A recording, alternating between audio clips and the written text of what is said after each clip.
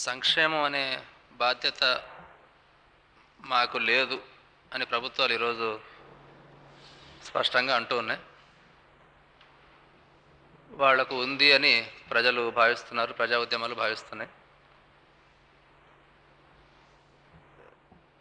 ఉంది అని ప్రజలు ప్రజా ఉద్యమాలు భావించడం మాత్రమే కాకుండా భారతదేశానికి ఉండే రాజ్యాంగం కూడా భావిస్తుంది చాలా వరకు. రాజ్యాంగం భావిస్తుంది అంటే ఎవరో రాజ్యాంగాన్ని రాసిన వాళ్ళు భావించారు అని కాదు అర్థం. రాజ్యాంగం వెనకాల సామాజిక సంఘర్షణలు ఉంటాయి, సామాజిక ఆకాంక్షలు ఉంటాయి. ఆ ఆకాంక్షలు, కోరికలు ఒక పొలిటికల్ ప్రాసెస్ ద్వారా రాజ్యాంగంలో భాగం అవుతాయి. కాబట్టి ఈరోజు అకస్మాత్తుగా మాకు ఈ బాధ్యత లేదు అని ప్రభుత్వాలు ప్రకటించడానికి వీలు లేదు. అది కేవలం ఈనాటి ప్రజల ఆకాంక్షలకు వ్యతిరేకం మాత్రమే కాదు, గతంలో మన సమాజంలో ముందుకొచ్చిన ఉద్యమాలు, పోరాటాలు, ఆకాంక్షలు, వాటి వారసత్వాన్ని వమ్ము చేయడం, వాటి వారసత్వాన్ని ఈరోజు తిరస్కరించడం అవుతుంది అని ప్రస్తుత ప్రభుత్వ విధానాలకు వ్యతిరేకంగా ఆందోళన చేయాల్సిన అవసరం చాలా ఉంది. గతంలో సాధించుకున్నటువంటి విలువలను, ప్రమాణాలను, హక్కులను కాపాడుకోవాల్సిన అవసరం చాలా ఉంది. ఒక్కొక్క దశలో రకరకాల ఉద్యమాలు, పోరాటాలు ముందుకు వచ్చినప్పుడు కొన్ని హక్కులు, కొన్ని ప్రమాణాలు, కొన్ని విలువలు ముందుకు వస్తాయి. అవి ఒక వ్యవస్థలో రకరకాల రూపాల్లో మనకు కనిపిస్తాయి. వాటిని మనం కాపాడుకున్న మేరకే అంతకు మించి ఇంకింత ప్రగతి, ఇంకింత అభేదం సాధించగలుగుతాం. సాధించుకున్న ప్రగతిని కాపాడుకోలేకపోతే మళ్ళీ మళ్ళీ పాత వాటి కోసం ఉద్యమాలు చేయడమే జరుగుతుంది. ఇవాళ మనల్ని ఆ స్థితికి నెట్టేస్తున్నారు. చాలా ప్రత్యక్షంగా ఇది కార్మిక రంగంలో జరుగుతుంది. కార్మిక చట్టాలు పైకి ఏ చట్టాన్ని ఇప్పటిదాకా మార్చలేదు, కానీ ఆచరణలో వాటిని ఆచరించాల్సిన అవసరం లేదు అనే పద్ధతిలో మొత్తం లేబర్ డిపార్ట్మెంటు, ప్రభుత్వము, కోర్టులు వ్యవహరిస్తున్నాయి. స్టేబుల్ గవర్నమెంట్ అనేది సెంటర్లో ఏర్పడితే చట్టాలు కూడా మార్చేయచ్చు. అప్పుడు కార్మికులు 50 ఏళ్ల కింద, 70 ఏళ్ల కింద, 100 ఏళ్ల కింద చేసిన పోరాటాలు మళ్ళీ చేయాల్సి వస్తుంది. 1990లో, 21వ శతాబ్దంలో ఏం పోరాటాలు చేస్తారంటే ఈ శతాబ్ద పోరాటాలు కాదు, గత శతాబ్ద పోరాటాలు చేసుకోవాల్సి వస్తుంది మళ్ళీ ఇంకొకసారి. అట్లే అన్ని రంగాల్లో కూడా జరుగుతుంది. కాబట్టి సాధించుకున్నటువంటి ప్రగతిని మనం కాపాడుకోవడం చాలా అవసరం. కాపాడుకుంటే మనం ఇంకింత ప్రగతిని భవిష్యత్తులో సాధించుకోగలుగుతాం, దానికి ప్రాతిపదిక ఏర్పడుతుంది. దాంట్లో ఒకటి ప్రభుత్వానికి ఉండే సంక్షేమం అనే బాధ్యత. సంక్షేమం అనే దాన్ని కేవలం మనం కాపాడడం అనే అర్థంలో తీసుకోవాల్సిన అవసరం లేదు. రాజ్యాంగంలో కానీ మామూలుగా ఆలోచనలో కానీ అట్లా లేదు. అది కాపాడవలసిందే. ప్రభుత్వం అనేది, పరిపాలనా వ్యవస్థ అనేది బలహీనలను కాపాడాలి, ప్రజలను కాపాడాలి. కానీ సంక్షేమానికి అర్థం అది ఒక్కటే కాదు, పాజిటివ్గా కూడా దాన్ని అర్థం చేసుకోవచ్చు. మన రాజ్యాంగంలో ఉన్నటువంటి ప్రియాంబుల్లో ముందు మాట, నాందిలో ఎందుకోసం ఈ రాజ్యాంగం రాసుకోవడం జరిగింది, ఈ రాజ్యాన్ని ఎందుకోసం నెలకొల్పడం జరిగింది అంటే ఏదో పరిపాలించడానికి కాదు. ఏదో పరిపాలించాలా, శాంతి భద్రత నెలకొల్పాలా, దేశ సమగ్రత సార్వభౌమత్వం కాపాడాలి, దానికోసం గవర్నమెంట్ కావాలా, గవర్నమెంట్ ఉండాలా అంటే గవర్నమెంట్కు రాజ్యాంగం కావాలా, అందుకోసం రాసుకున్న రాజ్యాంగం కాదు. రాజ్యాంగం ప్రియాంబుల్ ఏం చెప్పారంటే ఎందుకోసం ఈ రాజ్యాంగాన్ని మనకు మనం అర్పించుకుంటున్నాం. అన్ని దేశాల రాజ్యాంగాలు ఇట్లే ఉంటాయి. We the people of so and so such country, మాకు మేము ఈ రాజ్యాంగాన్ని సమర్పించుకుంటున్నాం. ఎందుకోసం సమర్పించుకుంటున్నాము అంటే అని కొన్ని లక్ష్యాలు ఉంటాయి. మన రాజ్యాంగంలో సామాజిక న్యాయం, ఆర్థిక న్యాయం, రాజకీయ న్యాయం, justice, social, economic and political, దీనిని ప్రాతిపదికగా కలిగినటువంటి సామాజిక వ్యవస్థను నిర్మించడం కోసం ఈ రాజ్యాంగాన్ని రాసుకున్నాం అనేది ఆనాడు రాయడం జరిగింది. ఇట్లాంటి ప్రకటనలను ఎంత బూటకమని కొట్టేయచ్చు. కేవలం ఇక్కడ కొంత ఆస్తిపరులు, భూస్వాములు, పెట్టుబడిదారులు వాళ్ళ రాజ్యం నెలకొల్పారు, ఆ రాజ్యాన్ని నెలకొల్పడానికి బూటకంగా ఇవన్నీ రాసుకున్నారు, వాళ్ళని కొట్టిపారేస్తే ప్రయోజనం పెద్దగా ఉండదు. ఇవన్నీ రాసుకోవాల్సిన స్థితి వచ్చింది అంటే, ఇవన్నీ రాసుకున్నారు అంటే దాని వెనకాల ప్రజా ఉద్యమాల విజయాలు ఉన్నాయి, ప్రజల ఆకాంక్షలు ఉన్నాయి, ఆకాంక్షలు పెట్టిన ఒత్తిడి ఉంది, అవి సాధించుకున్న విలువలు ఉన్నాయి. మన దృష్టి వాటి మీద ఉండాలి. పరిపాలించే వాళ్ళు ఎంత నిజాయితీ పరులు దాని మీద కాదు. నిజాయితీ ఉండొచ్చు, ఉండకపోవచ్చు, అది సాపేక్షంగా మారుతూ ఉంటుంది పరిస్థితిని బట్టి. వాళ్ళ సంగతి ఎట్లా ఉన్నా కొన్ని ఆదర్శాలను, కొన్ని విలువలను వాళ్ళు ఒప్పుకున్నారు, వాటిని వ్యవస్థీకరించినారు ఏదో ఒక రూపంలో అని అంటే దాని వెనకాల ప్రజల విజయాలున్నాయి, పీడిత వర్గాల విజయాలున్నాయి, ఆ హక్కులు అవసరమైన ప్రజానీకం సాధించుకున్నటువంటి విజయాలున్నాయి. వాటిని దృష్టిలో పెట్టుకొని మనం వీటిని అర్థం చేసుకోవాల్సిన అవసరం ఉంటుంది. అట్లా చూసినప్పుడు ఇది కేవలం సంక్షేమం కాదు, సామాజిక ఆర్థిక రాజకీయ న్యాయం అనేది ఒక పాజిటివ్ విషయం. అది కేవలం కాపాడడం, క్షేమం చూడడం అనేది కాదు. మనం సంక్షేమం అనే మాట వాడుతూ ఉన్నాం, ఎందుకంటే వెల్ఫేర్ స్టేట్ అనే మాట ఇంగ్లీష్లో వచ్చింది కాబట్టి వెల్ఫేర్ స్టేట్, సంక్షేమ రాజ్యం, సంక్షేమం అనే మాటలు వాడుతున్నాం. కానీ అది కేవలం కాపాడడం అనే అర్థంలో కాకుండా పాజిటివ్గా సామాజిక న్యాయం, ఆర్థిక న్యాయం, రాజకీయ న్యాయం వీటిని సమకూర్చే సాంఘిక వ్యవస్థ, సమకూర్చే సామాజిక ఆర్థిక రాజకీయ వ్యవస్థ, దాని సాధన అనే విశాల లక్ష్యాన్ని దృష్టిలో పెట్టుకున్నప్పుడే మనం భారతదేశ చరిత్రలో ముందుకొచ్చినటువంటి ఆకాంక్షల ద్వారా రాజ్యాంగంలో రూపొందించుకున్న సంక్షేమ భావన మనకు అర్థమవుతుంది. దాన్ని ఆర్టికల్ 38 క్లాజ్ 2లో ఇంకొంచెం నిర్దిష్టంగా చెప్పారు. 38 క్లాజ్ 2లో ఏమంటారంటే ప్రభుత్వం తన విధానాలను ఏ రకంగా రూపొందించాలంటే ఆర్థిక అసమానతలు, స్టేటస్లో అసమానతలు, స్థితిగతుల్లో అసమానతలు, ఆపర్చునిటీస్లో అసమానతలు, అవకాశాల్లో అసమానతలు, ఫెసిలిటీస్లో అసమానతలు, మనకు అందుబాటులో ఉండే సౌకర్యాల్లో అసమానతలు, ఆర్థికం కానీ అవకాశాల అసమానతలు, స్థితిగతుల్లో అసమానతలు, ప్రజలకు అందుబాటులో ఉండేటువంటి సౌకర్యాలు, సదుపాయాలు, వాటిలో అసమానతలు, వీటిని తొలగించే దిశగా ప్రభుత్వం నడుచుకోవాలా అంటే పాజిటివ్గా హక్కులు కల్పించాలా, సదుపాయాలు కల్పించాలా, అవకాశాలు కల్పించాలా, సమానత్వం కల్పించాలా. మనం సంక్షేమాన్ని అర్థం చేసుకున్నప్పుడు ఆ సెన్స్లో అర్థం చేసుకోవాలి. క్షేమాన్ని చూడడం అనేటువంటి ఒక సంరక్షక భావనలో మాత్రమే కాకుండా భారతదేశ చరిత్ర నుంచి ముందుకు వచ్చినటువంటి ఆదర్శాలు రాజ్యాంగంలో తీసుకున్న రూపం అది కాబట్టి ఇట్లా చూసినప్పుడు ఈ రకమైనటువంటి సంక్షేమ భావన దానికి ఏమైంది, ఈ 40-50 ఏళ్ళలో ఏమైంది, ఈరోజు ఏమవుతుంది?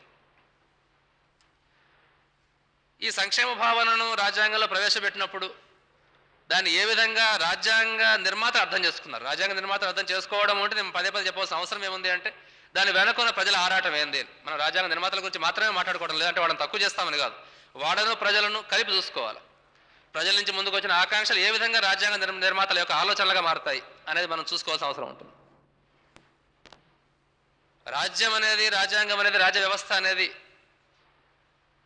కేవలం ఆస్తిని కాపాడడానికి, సొంత ఆస్తిని, ఆధిపత్యాన్ని కాపాడడానికి మాత్రమే ఉంది అని అనుకుంటే, అంటే ఒక వర్గ ఆధిపత్యాన్ని నిలబెట్టడం కోసం మాత్రమే ఉంది అని అనుకుంటే అక్కడికి దాని నిర్వచనాన్ని మనం ముగించేస్తే ఈ సంక్షేమ భావన అనేది అది ఏ రూపంలో ఉన్నా, భారత రాజ్యాంగంలో ఉండే రూపంలో ఉన్నా, వేరే రూపంలో ఉన్నా, అది మహా అయితే ఒక బూటకంగా కనిపిస్తుంది. మహా అయితే వాడు వర్గ ఆధిపత్యాన్ని వాళ్ళు నిలబెట్టుకోవడం కోసం ఉపయోగించే ఒక బూటకపు వాగ్దానాలుగా కనిపించవచ్చు, లేదా ప్రజల ఒత్తిడి వల్ల తప్పనిసరి వాళ్ళు ఆమోదించిన విషయాలే కనిపించవచ్చు. ఈ రెండవ విషయం కూడా కొంతవరకు విశ్లేషణ సరిపోవచ్చు. ప్రజల ఒత్తిడి వల్ల తప్పనిసరి వాళ్ళు ఆమోదించారు, ఇష్టం లేకపోయినా అనేది కూడా కొంతవరకు విశ్లేషణ సరిపోవచ్చు. కానీ నేను అనుకోవడం ఇంకొంచెం విశాలంగా దీన్ని ఆలోచించే అవకాశం. సామాజిక జీవితానికి సంబంధించిన ప్రతి వ్యవస్థ, అది ఆర్థిక వ్యవస్థ కావచ్చు, రాజకీయ వ్యవస్థ కావచ్చు, కుటుంబ వ్యవస్థ కావచ్చు, ఏ వ్యవస్థ అయినా కావచ్చు, అది ఏ రూపంలో ఉండాలా, ఏ విధంగా ఉండాలా అనే దానికి సంబంధించి కొన్ని విలువలు, కొన్ని ప్రమాణాలు చరిత్రలో ముందుకు వస్తూ ఉంటాయి. చరిత్ర పురోగమన క్రమంలో, దాంట్లో భాగంగా తిరోగమన క్రమంలో కూడా విలువలు ముందుకు వస్తాయి, విలువలు పతనం అవుతూ ఉంటాయి. ఈ విలువలు రావడానికి సమాజంలో వివిధ వర్గాల ప్రయోజనాలు దానికి వెనక్కి ఉంటుంది. వర్గాల ప్రయోజనాలు, వర్గాల పోరాటాలు, వర్గాల యొక్క ఆధిపత్యము, వాళ్ళు ఆధిపత్యం చలాయించాలనే ప్రయత్నం చేయడం, ప్రతిఘటన ప్రయత్నాలు, ఇవన్నీ దాని వెనకాల ఉంటాయి. రాజ్యానికి సంబంధించి కానీ, ఆర్థిక వ్యవస్థకు సంబంధించి కానీ, వేరే ఏ వ్యవస్థకు సంబంధించి కానీ, విద్యా వ్యవస్థకు సంబంధించి కానీ, ఏ విలువలు, ఏ ప్రమాణాల సమాజంలో ఉంటాయి అనే దాని వెనకాల తప్పనిసరిగా వివిధ వర్గాలు, ప్రజా సమూహాలు, గ్రూపులు, వాళ్ళ అవసరాలు, ఒత్తిళ్లు ఉంటాయి. కానీ ఈ విలువలు, ప్రమాణాలు కేవలం ఆ వర్గాల యొక్క ప్రయోజనాల దగ్గర ఆగిపోవు. అవి ఒకసారి ముందుకు వచ్చిన తర్వాత వాటికి ఒక అస్తిత్వం వస్తుంది. సమాజంలో అవి సామాజిక ఆలోచనలో చైతన్యంలో భాగం అవుతాయి. ఏ అవసరాల నుంచి అవి పుట్టాయో అవసరాలు అయిపోయిన తర్వాత కూడా ఈ విలువలు కొనసాగుతాయి, ఈ ప్రమాణాలు కొనసాగుతాయి. అవి ఆ సమాజం సాధించుకున్న నాగరికత ప్రమాణానికి ఒక సూచికగా అవి మిగులుతాయి. ఆ నాగరికత పతనమైనప్పుడు ఆ పతనంలో భాగంగా అవి కూడా పతనం అవుతూ ఉంటాయి. అట్లా అర్థం చేసుకున్నప్పుడు రాజ్యము రాజవ్యవస్థ అనేది వర్గాధిపత్యాన్ని కాపాడడం కోసం పుట్టింది అని ఒప్పుకున్న ఒకవేళ వివిధ వర్గాల ఆధిపత్యంలో తేడాలు ఉంటాయి, ఆధిపత్యం చెలాయించే రూపాల తేడాలు ఉంటాయి, దానికి ప్రతిఘటన ఉంటుంది, ఆ ప్రతిఘటన రకరకాల రూపాలు తీసుకుంటుంది, ఆ ప్రతిఘటన పాలక వర్గాల మీద రకరకాల ఒత్తిళ్లు పెడుతుంది, కొత్త అవసరాలు ముందు తీసుకొస్తుంది. దాంతో ఏమవుతుంది అంటే రాజ్యం ఏం చేయాలా, రాజ్యం ఏ విధంగా ఉండాలా అనే దానికి సంబంధించి కొన్ని విలువలు ప్రమాణాలు చరిత్రలో పుడుతూ ముందుకు వస్తాయి. అప్పుడు ప్రతి విలువ పుట్టుక వెనకాల ఏదో ఒక వర్గము, ఏదో ఒక గ్రూపు, ఎవరో ఒకరి ప్రయోజనాలు ఉండొచ్చు. కానీ ఆ ప్రయోజనాలు తీరిపోయినా, ఆ ప్రయోజనాలు బలహీనం అయిపోయినా సరే ఈ విలువ అనేది ఇతర ఆలోచనల్లో, ఇతర అవసరాల కోసం, ఇతర ప్రయోజనాల కోసం అది అట్లా కొనసాగుతూ ఉంటుంది. అది ఆ నాగరికత, ఆ సమాజం సాధించుకున్న నాగరికతకు ఒక ప్రమాణంగా అది నిలిచిపోతుంది. ఇది వెనక్కిపోవడానికి వీలు లేదు. దీన్ని అవసరం చేసినటువంటి, ఇది అవసరమైనటువంటి ఆ ఉద్యమాలు, ఆ పోరాటాలు, ఆ వర్గాలు, వర్గ ప్రయోజనాలు సమసిపోయినా ఈ విలువ మాత్రం వెనక్కిపోవడానికి వీలు లేదు అనేటువంటి ఆలోచన కూడా, ఆ స్థాయి కూడా ఆ సమాజానికి వస్తుంది. అప్పుడు అది ఏమైపోతుందంటే ఆ నాగరికతలో అది భాగం అవుతుంది. అట్లా రాజ్యం అనేది మనం చరిత్రలో వెనక్కిపోతే ఒకప్పుడు రాజ్యానికి ఒకే ఒక కర్తవ్యం ఉండింది. అదేంటి అంటే ఆ సమాజం దేనైతే ధర్మంగానో చట్టంగానో భావిస్తుందో దాన్ని బలప్రయోగంతో అమలు చేయడం. చరిత్రలో మీరు పూర్వకాలానికి పోతే రాజ్యానికి ఉండే కర్తవ్యం, రాజుగారి కర్తవ్యం ఏంది?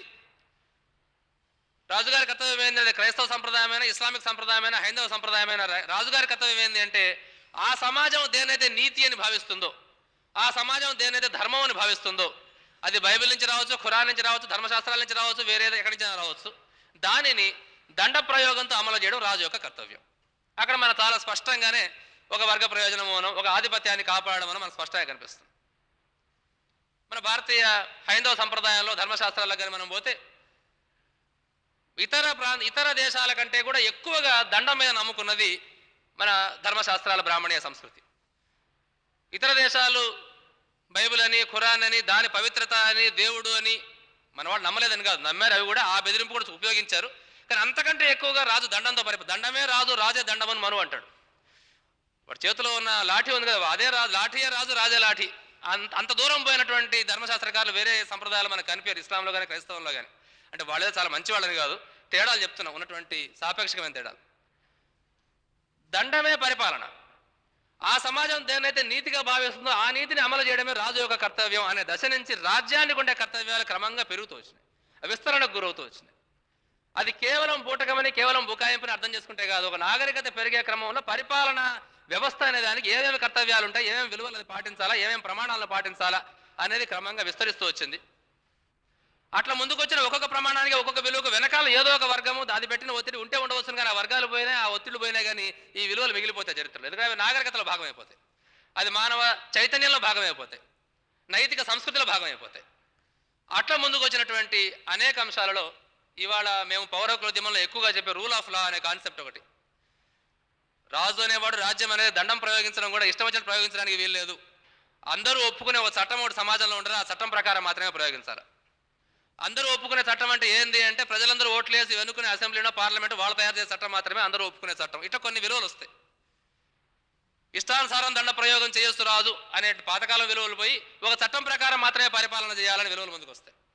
అది ఎందుకు వచ్చిందో దాని వెనక ఒక వర్గం ఏదో ఉంటుంది, ఒక వర్గము, వర్గ ప్రయోజనాలు, ఒత్తిళ్లు ఉంటాయి. కానీ ఆ వర్గాలు పోయినా, వర్గ ప్రయోజనాలు పోయినా, ఒత్తిళ్లు పోయినా ఈ విలువ మాత్రం మిగిలిపోతుంది. రూల్ ఆఫ్ లా అనే వాల్యూ మాత్రం మిగిలిపోతుంది. చట్టం ప్రకారమే పరిపాలన సాగాలని అక్కడితో ఆగిపోదు. ఆ చట్టం ఏ రకంగా పరిపాలన చేయాలా, ఆ చట్టం ఏ రకంగా ఉండవచ్చును, ఏది పడితే చట్టం కావచ్చునా అంటే అట్లా కావడానికి వీలు లేదు. కొన్ని ప్రాథమికమైన నియమాలు కొన్ని ఉంటాయి, సహజ హక్కులు కొన్ని ఉంటాయి. ఆ సహజ హక్కులకు లోబడి మాత్రమే చట్టాలు ఉండాలా, దానికి లోబడి మాత్రమే పరిపాలన సాగాలని అదొక వాల్యూ ముందుకు వస్తుంది. అంటే చట్టబద్ధమైన పరిపాలన, ఆ చట్టాలు కూడా సహజ హక్కులకు లోబడి ఉండే చట్టాలుగా అవి ఉండాలని. అట్లా రాజ్యం అనేది ఏం చేయొచ్చు, ఏం చేయకూడదు, దాని కర్తవ్యాలు ఏంది, విలువలేంది, ప్రమాణాలు ఏంది అనేది చరిత్రలో మారుతూ వచ్చింది. దాంట్లో భాగంగా ఆధునిక కాలంలో 19వ శతాబ్దం, 20వ శతాబ్దంలో 2 కొత్త కర్తవ్యాలు రాజ్యానికి వచ్చినాయి.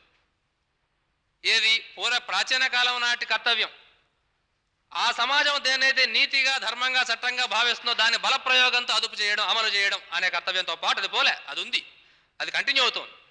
దాంతోపాటు ఆ దండ ప్రయోగం, ఆ బలప్రయోగం కూడా చట్టానికి లోబడి మాత్రమే జరగాలి అనే కొత్తగా వచ్చిన విలువతో పాటు, ఆ చట్టం కూడా సహజ హక్కులకు లోబడే ఉండాలి అని కొత్తగా వచ్చిన విలువతో పాటు, ఇంకా అనేక ఇటువంటి విలువలతో పాటు కొత్తగా ఏమొచ్చినాయి 19వ శతాబ్దం, 20వ శతాబ్దంలో అంటే రాజ్యానికి ముఖ్యంగా వెనకబడిన దేశాలలో డెవలప్మెంట్ అనే కర్తవ్యం వచ్చింది. అభివృద్ధిని కూడా రాజ్యం సాధించాలా, రోడ్లు వేయాలా, రైల్వే లైన్లు వేయాలా, ఫ్యాక్టరీలు కట్టాలా, ఉత్పత్తి చేయాలా, భారీ పరిశ్రమలు నడపాలా. ఆర్థిక అభివృద్ధి, పారిశ్రామిక అభివృద్ధి, వ్యవసాయ రంగంలో అభివృద్ధి, దీనిని సాధించే కర్తవ్యం కూడా రాజ్యానికి నేను అనుకుంటే 20వ శతాబ్దంలో 3వ ప్రపంచ దేశాల్లో ఇది ముందుకు వచ్చింది. ఇది రావడానికి కారణాలు లేదు నేను అంటాను, రావడానికి చాలా కారణాలు ఉన్నాయి. ఇక్కడ పెట్టుబడిదారి వర్గం దగ్గర ఎక్కువ పెట్టుబడి లేదు, పాశ్చాత్య పెట్టుబడిదారులు చాలా బలంగా ఉన్నారు కాబట్టి వీళ్ళు తమ దగ్గర పెట్టుబడి లేని కారణంగా రాజ్యం మీద భారం పెట్టారనే విశ్లేషణ ఉంది, అది వాస్తవం కూడా కావచ్చు. కానీ దాంతో ఏమైంది, రాజ్యానికి ఒక కొత్త కర్తవ్యం వచ్చింది. ఈ అవసరం తీరిపోయినా కూడా ఆ కర్తవ్యం అట్లాగే కొనసాగవచ్చు. ఎందుకంటే దానికి కొత్త కారణాలు, కొత్త భూమికలు, లేదా మనుషుల ఆలోచనల్లో, చైతన్యంలో, సామాజిక నీతిలో దానికి ఒక గుర్తింపు వచ్చేస్తే అది అట్లా నిలిచిపోవచ్చు. డెవలప్మెంట్ తీసుకురావాలనే కర్తవ్యం ఉంటుంది. మన దేశంలో పంచవర్ష ప్రణాళికలు, ఒక ప్లానింగ్ కమిషన్, భారీ పరిశ్రమలు, రైల్వే లైన్లు, రోడ్లు, ఇప్పటికి కూడా ఎంత వదిలేసుకున్నా ఇప్పటికీ కొంత డెవలప్మెంట్ ప్రభుత్వం తానే చేస్తానని చెప్పి అంటా ఉంది. అట్లా ముందుకు వచ్చిన వాటిలో ఒకటి సంక్షేమం అనేది. ఇవాళ మనం మాట్లాడుకుంటున్నటువంటి ఈ విలువ ఒక రకంగా దండంతో అణచివేయడం మాత్రమే రాజు యొక్క కర్తవ్యం అనే దానికి ఒక రకంగా ఇది దానికి పూర్తిగా భిన్నమైన ఒక కర్తవ్యాన్ని తెచ్చిపెడుతుంది. ఏంటి అంటే సంక్షేమాన్ని చూడడం కూడా రాజ్యం యొక్క కర్తవ్యం. వెల్ఫేర్ స్టేట్ అనే కాన్సెప్ట్ ఒకటి అది 20వ శతాబ్దం ముందుకు వచ్చింది. రావడానికి రకరకాల చారిత్రక కారణాలను వాటి మనం పోవాల్సిన అవసరం లేదు. అది ఏముంటుంది అంటే చట్టాన్ని బలప్రయోగంతో అమలు చేస్తే సరిపోదు, చేయాల్సిందే, అది సరిపోదు. డెవలప్మెంట్ తీసుకొస్తే సరిపోదు, అది చేయాల్సిందే, అది సరిపోదు. రాజ్యం అనేది, రాజ్య వ్యవస్థ అనేది, పరిపాలన వ్యవస్థ అనేది ఏం చేయాలంటే సామాజిక సంక్షేమాన్ని అవి చూడాలి. మరి సామాజిక సంక్షేమాన్ని చూడాలంటే అర్థమైంది, ఏమేం పనులు చేస్తే సామాజిక సంక్షేమాన్ని చూసినట్టు అవుతుంది. మనం మొత్తం అన్ని దేశాలలో ఉండేటువంటి సామాజిక సంక్షేమ భావన మనం తీసుకుని మనకు కనిపించేది ఏంటి అంటే అప్పటి సామాజిక ఆర్థిక వ్యవస్థలో ఎవరైతే బలహీనులుగా ఉంటారో, ఎవరైతే బహిష్కృతులుగా ఉంటారో, ఎవరైతే తిరస్కృతులుగా ఉంటారో, ఎవరికైతే హక్కులు లేకుండా, అవకాశాలు లేకుండా, సదుపాయాలు లేకుండా ఉంటుందో వాళ్లకు కొంత హక్కులు కల్పించడం కానీ, అవకాశాలు కల్పించడం కానీ, వాళ్ళ సంరక్షణ చూసుకోవడం కానీ, వాళ్ళ అణచివేతను వ్యతిరేకించడం కానీ, ఈ రకమైన కర్తవ్యాలు సంక్షేమ కర్తవ్యాల్లో భాగంగా భావించబడ్డాయి. అది అమెరికాలో అయితే నల్ల జాతీయుల సంరక్షణ కావచ్చు, దాదాపు అన్ని దేశాల్లో స్త్రీల సంరక్షణ కావచ్చు, భారతదేశంలో అయితే ఆదివాసీలు, దళితులు, వెనుకబడిన కులాలు, స్త్రీలు, ఎవరెవరైతే ఆ సామాజిక ఆర్థిక వ్యవస్థలో బలహీనులుగా ఉంటారో వాళ్ళ సంరక్షణ చూడవలసిన కర్తవ్యం ఒకటి రాజ్యానికి 20వ శతాబ్దంలో ముందుకు వచ్చినటువంటి ఒక విలువ. రావడానికి కారణం ఏదైనా కావచ్చు, అప్పుడు కార్మిక పోరాటాలు నడిచినాయి, పీడిత వర్గాల పోరాటాలు నడిచినాయి, ఆ పోరాటాల నుంచి ముందుకు వచ్చిన వాల్యూస్ ఇవన్నీ కూడా. కానీ ఇవాళ రాజ్యం అనే భావనలో భాగమైన రాజ్యం అంటే పోలీస్ స్టేషనే అంటే ఇవాళ ఒప్పుకునే స్థితిలో ఎవరు లేరు. ఒకప్పుడు మీరు మన ధర్మశాస్త్రం చదివిన పాశ్చాత్య దేశాల్లో సమకాలీనమైనటువంటి చట్టాలు కానీ, శాసనాలు కానీ, వాటికి సంబంధించిన సిద్ధాంతాలు చదివిన రాజ్యం అంటే పోలీస్ స్టేషన్. స్థూలంగా ఒక మాటలో చెప్పాలంటే రాజ్యం ఏం చేస్తుందంటే పోలీస్ డ్యూటీ చేస్తుంది. పోలీస్ డ్యూటీ సైన్యం డ్యూటీ. దేశం సరిహద్దులనేమో పరాయి వాళ్ళ నుంచి కాపాడుతుంది, దేశం యొక్క శాంతిని, భద్రతను దేశం లోపల తిరుగుబాటుదారుల నుంచి కానీ, నేరాలు చేసే వాళ్ళ నుంచి కానీ, అన్యాయాల నుంచి కానీ అది కాపాడుతుంది. State is equal to police man. అది పోయి వాళ్ళు ఎక్కడ దాకా వచ్చిందంటే రాజ్యం కేవలం పోలీస్ డ్యూటీ కాదు, ఒక రకంగా పోలీస్ డ్యూటీకి విరుద్ధమైనటువంటి సంక్షేమ డ్యూటీ కూడా చేయాలి. ఒక రకంగా ఎందుకంటున్నానంటే భద్రతను కాపాడే పోలీస్ డ్యూటీ కొన్ని సందర్భాలలో తరచుగా ఆ భద్రత వల్ల నష్టపోయేవాళ్ళు, ఆ భద్రత వల్ల అసమానత అనుభవించేవాళ్ళు, ఆ భద్రత వల్ల హక్కులు లేకుండా పోయేవాళ్ళు వాళ్ళ మీద అణచివేతగా అది మారిపోతుంది. నాకు ఈ వ్యవస్థలో న్యాయం లేదు, నేను న్యాయం కావాలని బయటికి పోతే నువ్వు 144 సెక్షన్ వైలేట్ చేసావు, దాన్ని లాఠీ చార్జ్ చేస్తారు. నాకు ఉద్యోగాలు తీసేస్తున్నారు ఫ్యాక్టరీలో, మాకు వేరే ఉద్యోగాలు కల్పించిన ఊరేగింపు తీస్తే పర్మిషన్ లేకుండా ఊరేగింపు తీస్తాం, లాఠీ చార్జ్. అది భద్రతను మెయింటైన్ చేసేదే ఆ డ్యూటీని. కానీ అది ఏమవుతుంది ఆ సారాంశంలోనంటే అసమానత అనుభవించే వాళ్ళ మీద అణచివేతగా అది మారుతూ ఉంటుంది. ఈ పోలీస్ డ్యూటీతో పాటు దీనికి పూర్తిగా భిన్నంగా అసమానతను అనుభవించే వాళ్ళ సంక్షేమాన్ని చూడడం కూడా అదే రాజ్యం యొక్క డ్యూటీ అనే కాన్సెప్ట్ ఈరోజు రాజ్యం అనే కాన్సెప్ట్లో భాగమైంది. నేను అనుకుంటా ఈ రకమైన కాన్సెప్ట్స్ బాగా బలపడే క్రమంలోనే రాజ్యం అనేది ఇవాళ మన అణచివేత సాధనంగా కాకుండా అది కాలక్రమంలో బలహీనమైపోయే అవకాశం కూడా ఉంటుంది. అంటే ఒక్కసారిగా బద్దలైపోవడం కాకుండా కొత్త కొత్త విలువలు, ప్రజాస్వామికమైన విలువలు, నాగరికమైన విలువలు, మానవీయమైన విలువలు దాంట్లో భాగం అవుతాయి అనేటువంటి ఒత్తిళ్ళు ఏవైతే ముందుకు వస్తుంటాయో అవే అంతిమంగా రాజ్యాన్ని బలహీనపరచగలుగుతాయి. ఆ రకంగా రాజ్యం అనేది కాలక్రమంలో లేకుండా పోగలుగుతుందేమో, అది తర్వాత సంగతి అనుకోండి.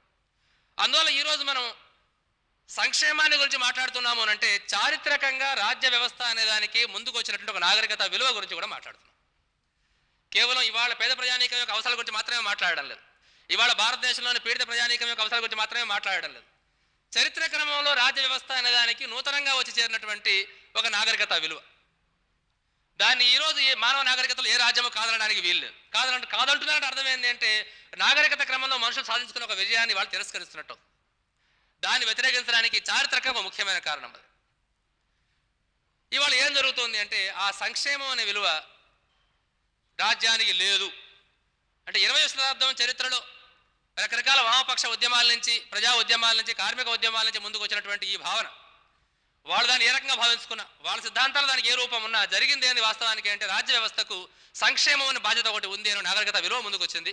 దాన్ని కరెక్ట్గా 20th సెంచరీ చివరి భాగంలో కంప్లీట్గా తిరస్కరించడం అనేది జరుగుతుంది. అది కేవలం ఒక భారతదేశంలో మాత్రమే కాదు, ప్రపంచవ్యాప్తంగా జరుగుతుంది.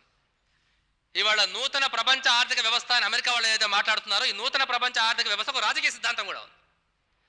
నూతన ప్రపంచ ఆర్థిక వ్యవస్థ కేవలం ఆర్థిక సిద్ధాంతం కాదు, దానికి రాజకీయ సిద్ధాంతం కూడా. ఆ రాజకీయ సిద్ధాంతం ఏంటి అంటే ప్రభుత్వం అనేది పోలీస్ డ్యూటీ మాత్రమే చేయాలా, తిరిగి మళ్ళీ వెనక్కి వెళ్ళిపోవాలి. రాజ్య వ్యవస్థ, పరిపాలన వ్యవస్థ అనేది పోలీస్ డ్యూటీ మాత్రమే చేయాలా, మిగిలినవన్నీ కూడా ప్రైవేట్గా ఎవరి యోగ్యత, ఎవరి సామర్థ్యమో, ఎవరికి చేతనైంది, ఎవరికి చేత కానీ దానికి విడిచిపెట్టాలి. అప్పుడే సమాజం బాగుంటుంది అనేటువంటి సిద్ధాంతం ఈరోజు ప్రపంచవ్యాప్తంగా ముందుకు వస్తుంది. అది ఇవాళ మీకు ప్రపంచ బ్యాంక్ వాళ్ళ సలహాలలో, ఇంటర్నేషనల్ మానిటరీ ఫండ్ సలహాల్లో అన్నిటికంటే మించి ఇవాళ కొత్తగా ముందుకు వచ్చిన వరల్డ్ ట్రేడ్ ఆర్గనైజేషన్ WTO వాళ్ళ సలహాలలో మనకు చాలా స్పష్టంగా ముందుకు వస్తుంది. WTO గురించి మనకి ఇంకా ఎక్కువ తెలియదు, భవిష్యత్తు చాలా తెలుసుకోబోతాం. ఇవాళ మనం వరల్డ్ బ్యాంక్, IMF అంటున్నాం, కానీ ఇంకా 5 ఏళ్ళు మనం WTO అంటూ ఉంటాం. ఎందుకంటే వాళ్ళ విధానాలు, వాళ్ళ ఆలోచనలు, వాళ్ళు చేస్తున్నటువంటి మొత్తం ఆలోచన విధానం అంతా కూడా దేశం లోపల ప్రభుత్వాలకు ఉండే సంక్షేమ బాధ్యత ఏమీ లేదు. మొత్తం ప్రైవేట్ మార్కెట్, సంక్షేమాన్ని ప్రైవేట్ మార్కెట్కి అప్పగించాడు. నువ్వు పోలీస్ డ్యూటీ మాత్రం చేస్తే చాలు అని ప్రపంచ వాణిజ్యం పేరు మీద, వరల్డ్ ట్రేడ్ పేరు మీద వాళ్ళు దాన్ని అమలు చేసే ప్రయత్నం చేస్తున్నారు. గ్యాట్ గురించి మనం మాట్లాడుకున్నప్పుడు చాలా మంది వక్తలు మీకు చెప్పే ఉంటారు. ప్రధానంగా అభ్యంతరకరం ఏముంది గ్యాట్లో అంటే ప్రపంచ వాణిజ్యం పేరు మీద అంతర్గత రాజకీయ ఆర్థిక విధానాలను వాళ్ళు సాధించే ప్రయత్నం చేస్తున్నారు అని WTO నిర్మాణంలోనే ఉంది. గ్యాట్ యొక్క వారసత్వంగా WTO ముందుకు వచ్చింది. ఇవన్నీ మనం దృష్టిలో పెట్టుకోవాలి. ఇవాళ చంద్రబాబు నాయుడు గురించి మాట్లాడుకున్నా, దేవేగౌడ గురించి మాట్లాడుకున్నా, ఇవాళ ప్రపంచం మొత్తం మీదనే ఈ శతాబ్దంలో ముందుకు వచ్చిన ఒక బలమైన నాగరికత విలువను తిరస్కరించడం జరుగుతూ ఉంది. అది ఏంటి అంటే రాజ్య వ్యవస్థ అనే దానికి ఒక సంక్షేమ బాధ్యత ఉంది. సంక్షేమం అంటే కేవలం కాపాడడం నెగటివ్ సెన్స్లో మాత్రమే కాకుండా సామాజిక, ఆర్థిక, రాజకీయ అసమానత్వాలను తొలగించడానికి తోడ్పడేటువంటి పనులు చేయాలి, అవకాశాలు కల్పించాలి, సదుపాయాలు కల్పించాలి, హక్కులు కల్పించాలి. ఈ కర్తవ్యం భారత రాజ్యాంగంలో ఆర్టికల్ 38 క్లాజ్ 2లో ఒక ఆదేశిక సూత్రంగా ఉందని కూడా చెప్పున్నాను. మన నాంది ప్రస్తావనలో స్పష్టంగానే రాజ్యాంగాన్ని రాసినప్పుడు రాజ్యాంగ పరిషత్తులో చర్చలు జరిగినాయి. అక్కడ ఈ ప్రస్తావన వచ్చింది. అంబేద్కర్ ఉపన్యాసాలు ఉన్నాయి, ఆయన డ్రాఫ్టింగ్ కమిటీ చైర్మన్గా ఇచ్చినటువంటి ఉపన్యాసాలు. భారత రాజ్యాంగంలో మీకు చాలామంది తెలుసును, పార్ట్ 3 అని, పార్ట్ 4 అని 2 ఉన్నాయి. ముఖ్యమైనవి, మనకు ప్రజలకు సంబంధించి ముఖ్యమైనవి. పార్ట్ 3లో ప్రాథమిక హక్కులు ఉంటాయి, పార్ట్ 4లో ఆదేశిక సూత్రాలు ఉంటాయి. పార్ట్ 3లో ఉన్న ప్రాథమిక హక్కులు కోర్టుల ద్వారా అమలు చేయించుకోగల ప్రాథమిక హక్కులు. పార్ట్ 4లో ఉండే ఆదేశిక సూత్రాలు కోర్టుల ద్వారా అమలు చేయించుకోలేము, కానీ రాజ్యాంగం ఏం చెప్తుందంటే దేశ పరిపాలనలో వాటికి మౌలిక ప్రాధాన్యత ఉంటుంది. They are fundamental to the governance of the country అంటుంది రాజ్యాంగం. They are fundamental to the governance of the country అంటే దేశ పరిపాలనలో వాటికి ప్రాథమికమైన మౌలికమైన ప్రాముఖ్యత ఉంటుంది, అది రాజ్యాంగం చెప్తుంది. పార్ట్ 4లో ఉండే ఆదేశిక సూత్రాలను అయితే అవి కోర్టుల ద్వారా అమలు చేయించుకోలేము. పార్ట్ 3లో ఉండే ప్రాథమిక హక్కులు మాత్రం కోర్టుల ద్వారా అమలు చేయించుకోవచ్చు. ఈ చర్చ వచ్చింది, రాజ్యాంగ పరిషత్తులో ఈ డిస్కషన్ వచ్చింది. ఈ ఆదేశిక సూత్రాలు అనేవి రాజ్యాంగంలో రాసుకోవడం జరిగింది. ఈ ఆదేశిక సూత్రాలు ఏముంటాయి అంటే కొన్ని తర్వాత మీకు చెప్తా అన్నట్లు ముఖ్యమైనవి. అవన్నీ కూడా అత్యధిక భాగం మనం ఈరోజు సంక్షేమం అనే పేరు మీద ఏ హక్కులను అయితే మనం భావిస్తున్నామో, ఏ అవకాశాలను, సదుపాయాలను భావిస్తున్నామో అవన్నీ కూడా ఈ పార్ట్ 4లో ఉంటాయి. పార్ట్ 3లో కూడా కొన్ని ఉన్నాయి, లేవని కాదు. ఎక్కువ భాగం సంక్షేమానికి సంబంధించిన విషయాలు పార్ట్ 4లో ఉంటాయి. ఎందుకోసం వీటిని పెట్టాల్సి వచ్చింది? మామూలుగా ఈ రాజ్యాంగ శాస్త్రవేత్తలు ఏమంటారంటే స్పెయిన్ రాజ్యాంగంలో మొట్టమొదటిసారి పెట్టారంటే ఆదేశ సూత్రాలు లాంటి ఒక చాప్టర్ ఒకటి. తర్వాత ఐర్లాండ్ రాజ్యాంగంలో ఉండిందని వాటిని చూసి మన భారత రాజ్యాంగంలో రాయడం జరిగింది. ఎందుకంటే వీళ్ళు రాజ్యాంగకర్త అన్ని రాజ్యాంగాలు చదివి రాశారు కాబట్టి స్పానిష్ రాజ్యాంగం, ఐరిష్ రాజ్యాంగంలో ఉన్నటువంటి అంశాలని భారత రాజ్యాంగంలో కూడా తీసుకొచ్చారు. ఎందుకు ఇవి అవసరమయ్యాయి అనే విషయాన్ని మాట్లాడుతూ అంబేద్కర్ అంటాడు, మన రాజ్యాంగం ఏం చేస్తుందంటే పార్లమెంటరీ డెమోక్రసీని భారతదేశంలో నెలకొల్పింది. పార్లమెంటరీ డెమోక్రసీ అంటే దానికి క్లుప్తంగా ఒక వాక్యంలో అంబేద్కర్ ఇచ్చిన నిర్వచనం ఏంటి అంటే వన్ మ్యాన్ వన్ ఓట్ అని, ఒక మనిషికి ఒక ఓటు. అదొక్కటే కాదు కానీ ఏదైనా క్లుప్తీకరించినప్పుడు సహజంగానే చాలా విషయాలు పోతాయి. కానీ ఒక్క వాక్యంలో చెప్పాలి పార్లమెంటరీ డెమోక్రసీ అని అంటే అంబేద్కర్ ఏమంటాడంటే ఒక మనిషికి ఒక ఓటు. అంటే ప్రతి మనిషికి ఓటు ఉంటుంది. అక్కడ ముఖ్యమైన అంశం ప్రతి మనిషికి ఓటు ఉంటుంది. ఇవాళ 18 సంవత్సరాల వయసు దాటితే ఒక ఓటు నీకు వస్తుంది. నువ్వు కోటీశ్వరుడు కానీ బెసగాడు కానీ ఎవరైనా కానీ ఒక ఓటు అనేది నీకు వస్తుంది. కానీ ఒక మనిషికి ఒక ఓటు అని పార్లమెంట్ ప్రజాస్వామ్యం దేనికోసం మనం నెలకొల్పుకున్నాము అంటే ఒక మనిషికి ఒక విలువ ఇచ్చే ఆర్థిక వ్యవస్థ కోసం నెలకొల్పుకున్నాము అని అంబేద్కర్ అంటాడు. వన్ మ్యాన్ వన్ ఓట్ అనే ఈ పార్లమెంటరీ డెమోక్రసీ దేనికోసం అంటే వన్ మ్యాన్ వన్ వాల్యూ ఇచ్చేటటువంటి ఎకనామిక్ డెమోక్రసీని సాధించడం కోసం దీన్ని నెలకొల్పుకున్నాము అని చెప్పి అంటాడు. ఎకనామిక్ డెమోక్రసీ సోషల్ డెమోక్రసీ దానికి కలిసే ఉంటుంది అటు అనుకున్నాం. అంటే ప్రతి మనిషికి సమానంగా ఒక ఓటు ఇచ్చే ఈ పార్లమెంటరీ ప్రజాస్వామ్య వ్యవస్థ ప్రతి మనిషి సమానంగా ఒకే విలువ ఇచ్చేటటువంటి ఆర్థిక వ్యవస్థ దాకా దారితీయాలా, ఆర్థిక సాంఘిక వ్యవస్థ దాకా దారితీయాలా అనేది అందుకోసం మనం నెలకొల్పామని చెప్పి అంబేద్కర్ తన రాజ్యాంగ పరిషత్ తన ఉపన్యాసాల్లో అంటాడు. అని ఏమంటాడంటే ఈ వన్ మ్యాన్ వన్ వాల్యూ, ప్రతి మనిషికి ఒక విలువ, సమాన విలువ ఇవ్వాలా అని ఈ ఆదర్శానికి ఏమేమి ప్రభుత్వం చేయాలా, ఈ ఆదర్శం యొక్క సాధన కోసం ఏమేమి ప్రభుత్వం చేయాలా అనేది మనం ఈ పార్ట్ 4లో ఆదేశిక సూత్రాల జాబితాలో దాన్ని రాస్తున్నాము అని చెప్పి అంటాడు.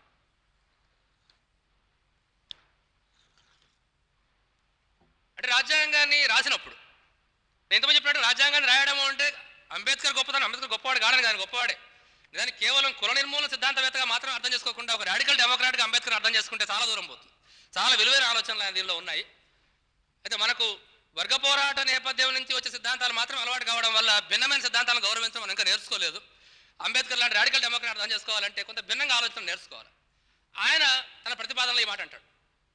అది ఈ రకమైన ఆలోచన అంబేద్కర్ రావడానికైనా దాన్ని అప్పటి రాజ్యాంగ పరిషత్ ఆమోదించడమైనా దాని వెనకాల ఉన్నటువంటి బ్యాక్గ్రౌండ్ ఏంటి అంటే భారత జాతీయ ఉద్యమం కేవలం రాజకీయ స్వాతంత్రం కోసం జరిగిన ఉద్యమం కాదు.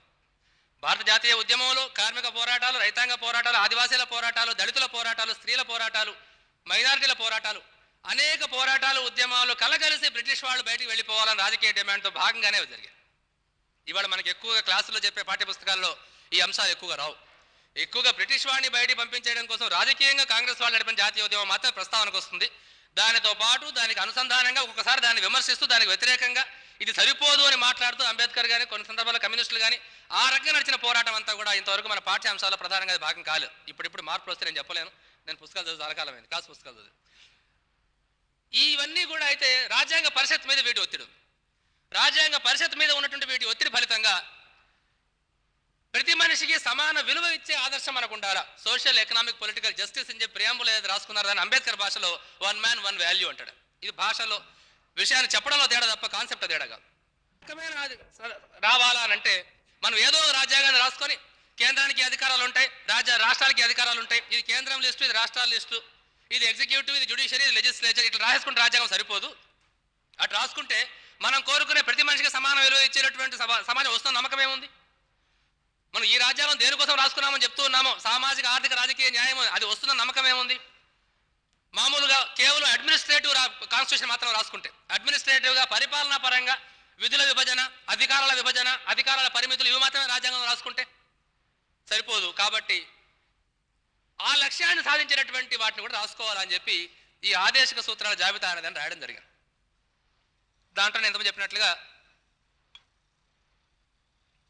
దాదాపుగా మనం సంక్షేమం అనే పేరు మీద ఏ విషయాలు అయితే ఈరోజు డిమాండ్ చేస్తున్నామో వెల్ఫేర్ స్టేట్ అనే కాన్సెప్ట్లో, సంక్షేమ రాజ్యం అనే కాన్సెప్ట్లో రాజ్యానికి ఏ బాధ్యతలు అయితే ఉన్నాయని చెప్పి అనుకుంటామో అవన్నీ కూడా దాంట్లో ఉన్నాయి. ఏ రూపంలో ఉన్నాయి అంటే they are fundamental to the governance of the country. దేశ పరిపాలనకు ఇవి మౌలికం, ఇవి ప్రాథమికం. అంటే వీటి వెలుగులో దేశ పరిపాలన సాగాల, వీటిని సాధించే రీతిగా దేశ పరిపాలన సాగాలి. ఏ పార్టీని పరిపాలించవచ్చు, ఏ పార్టీని పరిపాలించవచ్చు, అది ఏ రకంగా సాధించవచ్చు. అంబేద్కర్ ఆ మాట అంటాడు. ఈ చర్చిస్తాడు ఈ మాట కూడా. సమానత్వం ఏ రకంగా రావాలా అనే దానిలో భిన్న అభిప్రాయాలు ఉన్నాయి. కొంతమంది ముందే ఒక సోషలిస్ట్ రాజ్యాంగం రాసేసి దాన్ని బలప్రయోగంతో అమలు చేస్తే ఆ రకంగా సమానత్వం వస్తుంది నమ్మేవాళ్ళు కొంతమంది ఉన్నారు. ఏకపార్టీ నియంత్రిత్వం ద్వారా వస్తుంది నమ్మేవాళ్ళు కొంతమంది ఉన్నారు. వేరే రూపాలు నమ్మేవాళ్ళు కొంతమంది ఉన్నారు. ఏ రూపంలో ప్రతి మనిషికి సమాన విలువ ఇచ్చే సమాజాన్ని ఏ రూపంలో సాధించుకోవాలనేది మనం ప్రజానికానికి వదిలేద్దాం. దానికోసం పొలిటికల్ డెమోక్రసీ ఇద్దాం. ప్రతి మనిషికి ఒక ఓటు ఇచ్చేటటువంటి రాజకీయ ప్రజాస్వామ్యాన్ని ప్రజలకిచ్చి దీని ద్వారా మీరు ఏ రూపంలో ప్రతి మనిషికి సమాన విలువ ఇచ్చి ఈ ఆదర్శ సమాజాన్ని సాధించుకోవచ్చు మీరు నిర్ణయించుకోండి అని ప్రజలకు వదిలేద్దాము. కానీ ఈ ఆదర్శాన్ని మాత్రం రాజ్యాంగంలో పెడదామని.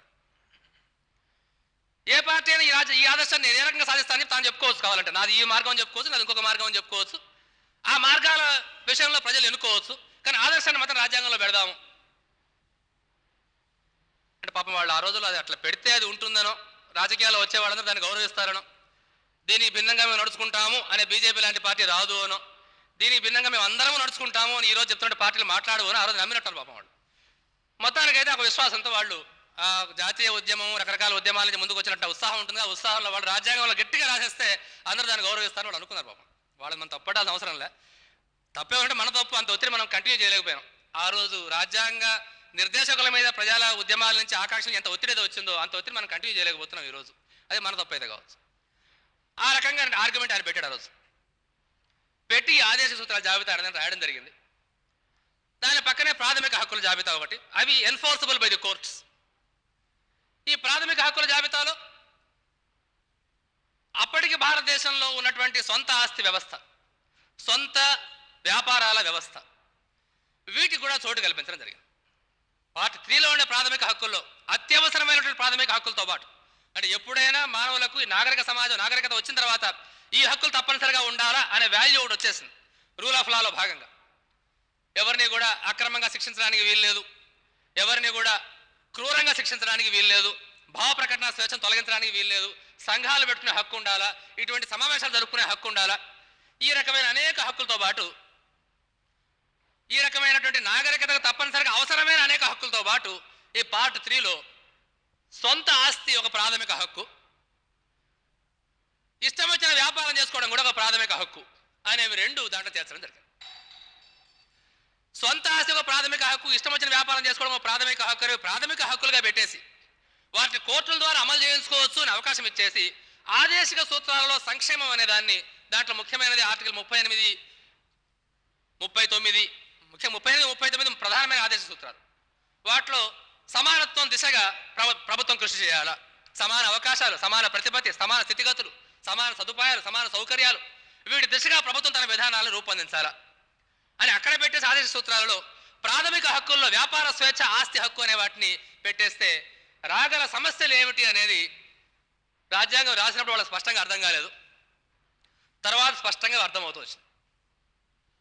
సంక్షేమం కోసం ఏ చట్టం చేసినా నా వ్యాపార స్వేచ్ఛ దెబ్బతినింది, ఆర్థిక అవకాశాల కోసం, ఆర్థిక సమానత్వం కోసం ఏ చట్టం చేసినా నా ఆస్తి హక్కు దెబ్బతినింది అని అవతల వైపు నుంచి ఆర్గ్యుమెంట్ రావడం మొదలుపెట్టినాయి. దాంతో చాలా కాలం పాటు భారత రాజ్యాంగానికి సంబంధించి కోర్టుల్లో కానీ, బయట కానీ, రాజకీయాల్లో కానీ మీలో కొంత వయసు ఎక్కువ ఉన్న వాళ్ళకి ఇందిరాగాంధీ కాలంలో చర్చ జ్ఞాపకం ఉంటుంది.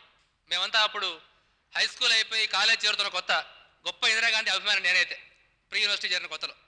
ఏమంటే ఆమె పెట్టుబడిదారులను దెబ్బతీసి బ్యాంకులో, నేను ఎస్ఎస్ఎల్సీ పూర్తి చేసిన సంవత్సరం ఆయన బ్యాంకులను జాతీయం చేసింది. ఆ వయసులో బ్యాంకులు జాతీయం చేసి మొత్తం బిర్లా, టాటాల పెట్టుబడి అంతా ప్రభుత్వం చేతులు పెట్టి మనకందరికీ ఇచ్చేస్తుంది ప్రజలందరికీ అని చెప్పి ఆశపడిన వాళ్ళు మేము కూడా ఉన్నాము. ఆ రోజులో ఇందిరాగాంధీ జరిపిన చర్చ ఆమె బాహాటంగా సమాజంలో చర్చగా పెట్టింది. ఏమని పెట్టింది అంటే, ఈ రాజ్యాంగంలో పార్ట్ 3 అనేది దుర్మార్గమైంది, పార్ట్ 4 గొప్పది. ఈ ప్రాథమిక హక్కులు అడ్డం వస్తున్నాయి ఆదేశ సూత్రాలకు, కోర్టులు ప్రాథమిక హక్కుల పేరు మీద ఆదేశ సూత్రాలను దెబ్బతీస్తున్నాయి అని చెప్పి ప్రాథమిక హక్కుల్లో ఉండే సొంత ఆస్తి హక్కు, వ్యాపార హక్కు వాటి మీద మాత్రం ఆమె చర్చ పెట్టలేదు, ప్రాథమిక హక్కులు నాకు అడమని చెప్పేసినారు అని చెప్పి ఎమర్జెన్సీ కూడా పెట్టింది చివరికి. అప్పుడు చాలా మందికి అర్థమైంది ఆమె మాట్లాడింది ఎందుకు చేసింది ఏందని. ప్రాథమిక హక్కుల్లో ఉండే ఆస్తి హక్కు, వ్యాపార స్వేచ్ఛ అనేవి తప్పనిసరిగా అవి ఆటంకమే సంక్షేమానికి, సామాజిక సమానత్వానికి, ఆర్థిక సమానత్వానికి, ప్రజాస్వామ్య పురోగమనానికి. కానీ మొత్తంగా ప్రాథమిక హక్కులు అన్నీ నాకు అడ్డం వస్తున్నాయని చెప్పి ఏమేం చేసిందంటే ఎమర్జెన్సీ కూడా పెట్టిన తర్వాత కాలంలో. కానీ అప్పట్లో పెద్ద సంవాదం రాజకీయాలు నడిచేది, ప్రాథమిక హక్కుల ఆటంకము ఆదేశిక సూత్రాలకు, సంక్షేమానికి హక్కుల ఆటంకము. సంక్షేమాన్ని సాధించడానికి ప్రభుత్వం ఏం చేసినా వీళ్ళు హక్కుల పేరు మీద కోర్టుకు పోతున్నారు. కొన్ని ఘటనలు జరిగినాయి అట్లా. అది అన్ని హక్కులు కాదు, ఆస్తి హక్కు, వ్యాపార స్వేచ్ఛ, ఆస్తి హక్కు ఆర్టికల్ 31లో ఉండేది, తర్వాత ఇందిరాగాంధీ దాన్ని తీసేసింది. ఆర్టికల్ 31 ప్రకారం ఆస్తి ఒక ప్రాథమిక హక్కు. ఆస్తి ప్రాథమిక హక్కు అంటే ఏమనుకోవచ్చు, అందరికీ ఆస్తి ఉండాలని హక్కు అనుకోవచ్చు. అందరికీ ఆస్తి ఉండాలి హక్కు ఉంటే అభ్యంతరం ఏమీ లేదు, అందరికీ ఉండదు. అందరికీ ఉండకపోవడమే ఆస్తికి ఉండే ప్రత్యేకమైన లక్షణం, కొంతమందికి ఎప్పుడు ఉంటుంది. ఆస్తి ప్రాథమిక హక్కు అని అర్థమైందంటే ఆస్తి ఉన్నవాడు ఆస్తి పీకేయడానికి వీల్లేదు, అది ఆస్తి ప్రాథమిక హక్కు అంటే అర్థం. అది ఆర్టికల్ 31లో ఉండేది. అట్లాగే ఆర్టికల్ 19 క్లాజ్ 1 సబ్ క్లాజ్ Gలో ఉన్నది ఏంట్లోనో వ్యాపార స్వేచ్ఛ. ఇష్టం వచ్చిన వృత్తి కానీ, ఇష్టం వచ్చిన ప్రొఫెషన్ కానీ, ఇష్టం వచ్చిన వ్యాపారం కానీ చేసుకోవచ్చు. మళ్ళీ వృత్తి వ్యాపారం కలిపేస్తే వృత్తి ఇష్టం వచ్చిన వృత్తి చేసుకోవచ్చు అనేది మంచి హక్కే కదా. అది నాకు ఇష్టం వచ్చిన వృత్తి నేను చేసుకుంటే నువ్వు చేయడానికి వీలు లేదు, ఎవడ ఆదేశం పెడితే నా కోపం వస్తుంది కదా, నా హక్కు అది. ఇష్టం వచ్చిన వృత్తి కానీ ఇష్టం వచ్చిన వ్యాపారం కానీ చేసుకోవచ్చు, అది నీ ప్రాథమిక హక్కు. అంటే నా వ్యాపారాన్ని దెబ్బతీసే పని ప్రభుత్వం చేస్తే నా హక్కు దెబ్బతినేదని నేను అంట. దేనికి అన్నారు అంటే, కనీస వేతనాల చట్టం చేసినప్పుడు, కనీస వేతనాల చట్టాలు 1948లో ఫస్ట్ టైం చేశారు. అంటే 47లో స్వాతంత్రం వచ్చింది, 48లోనే రకరకాల ఉద్యమాలు పోరాటాలు నడుస్తున్నాయి. స్వాతంత్రం వచ్చింది కేవలం ఢిల్లీలో సర్దార్ పటేల్కు, జవహర్లాల్ నెహ్రూకు పదవులు రావడానికి కదా, మాకందరికీ హక్కులు రావాలని ప్రజలు కోరుతున్నారు కదా. కాబట్టి కనీస వేతనాలు చట్టం చేశారు. వెంటనే కోర్టు గారు పెట్టుబడిదారు, నాకు వ్యాపార స్వేచ్ఛ ఉందని నువ్వు అంటున్నావు, నా వ్యాపారం నేను స్వేచ్ఛగా చేసుకోవాలంటే కూలివాడిని ఎంత ఇవ్వగలితే అంత ఇస్తాను నేను, అంతే. అప్పుడు నా వ్యాపారం స్వేచ్ఛగా చేసుకోగలుగుతా. కూలివాడికి ఇంత ఇవ్వాల్సిందే నువ్వు అని అంటే నా వ్యాపారం దెబ్బతింటే నా వ్యాపార స్వేచ్ఛ పోయినట్టే. మరి వాడికి కనీస వేతనాలు ఇవ్వాలని ప్రాథమిక హక్కు ఉందా లేదు, అది ఆదేశ సూత్రాల్లో ఉంది. ఆదేశ సూత్రాల్లో ఆర్టికల్ 43 ఏదో ఉంది, నంబర్ మేము కావాలని చెప్తాను మళ్ళీ మీకు. దాంట్లో ఏముంటుందంటే లివింగ్ వేజ్ ఉండాలని ఉంది. కేవలం కనీస వేతనం కాదు, బతికే వేతనం ఉండాలి. అదొక ఆదేశిక సూత్రం. ఇప్పటికీ మన భారతదేశంలో ట్రేడ్ యూనియన్లు చాలా కాలంగా ఆందోళన చేస్తున్నాయి. కనీస వేతనం కాదు, లివింగ్ వేజ్ ఇవ్వాలా, బతికే వేతనం కావాలా. అంటే ఈ కనీస వేతనం అంటే అర్థమైంది, వీళ్ళు ఎట్లా లెక్క పెడుతున్నారు అంటే, ఒక భార్య, భర్త, 2-3 పిల్లలు ఉంటే అందరికీ తిండి తినడానికి సరిపోయేంత వస్తుందా లేదా లెక్క పెడుతున్నారు.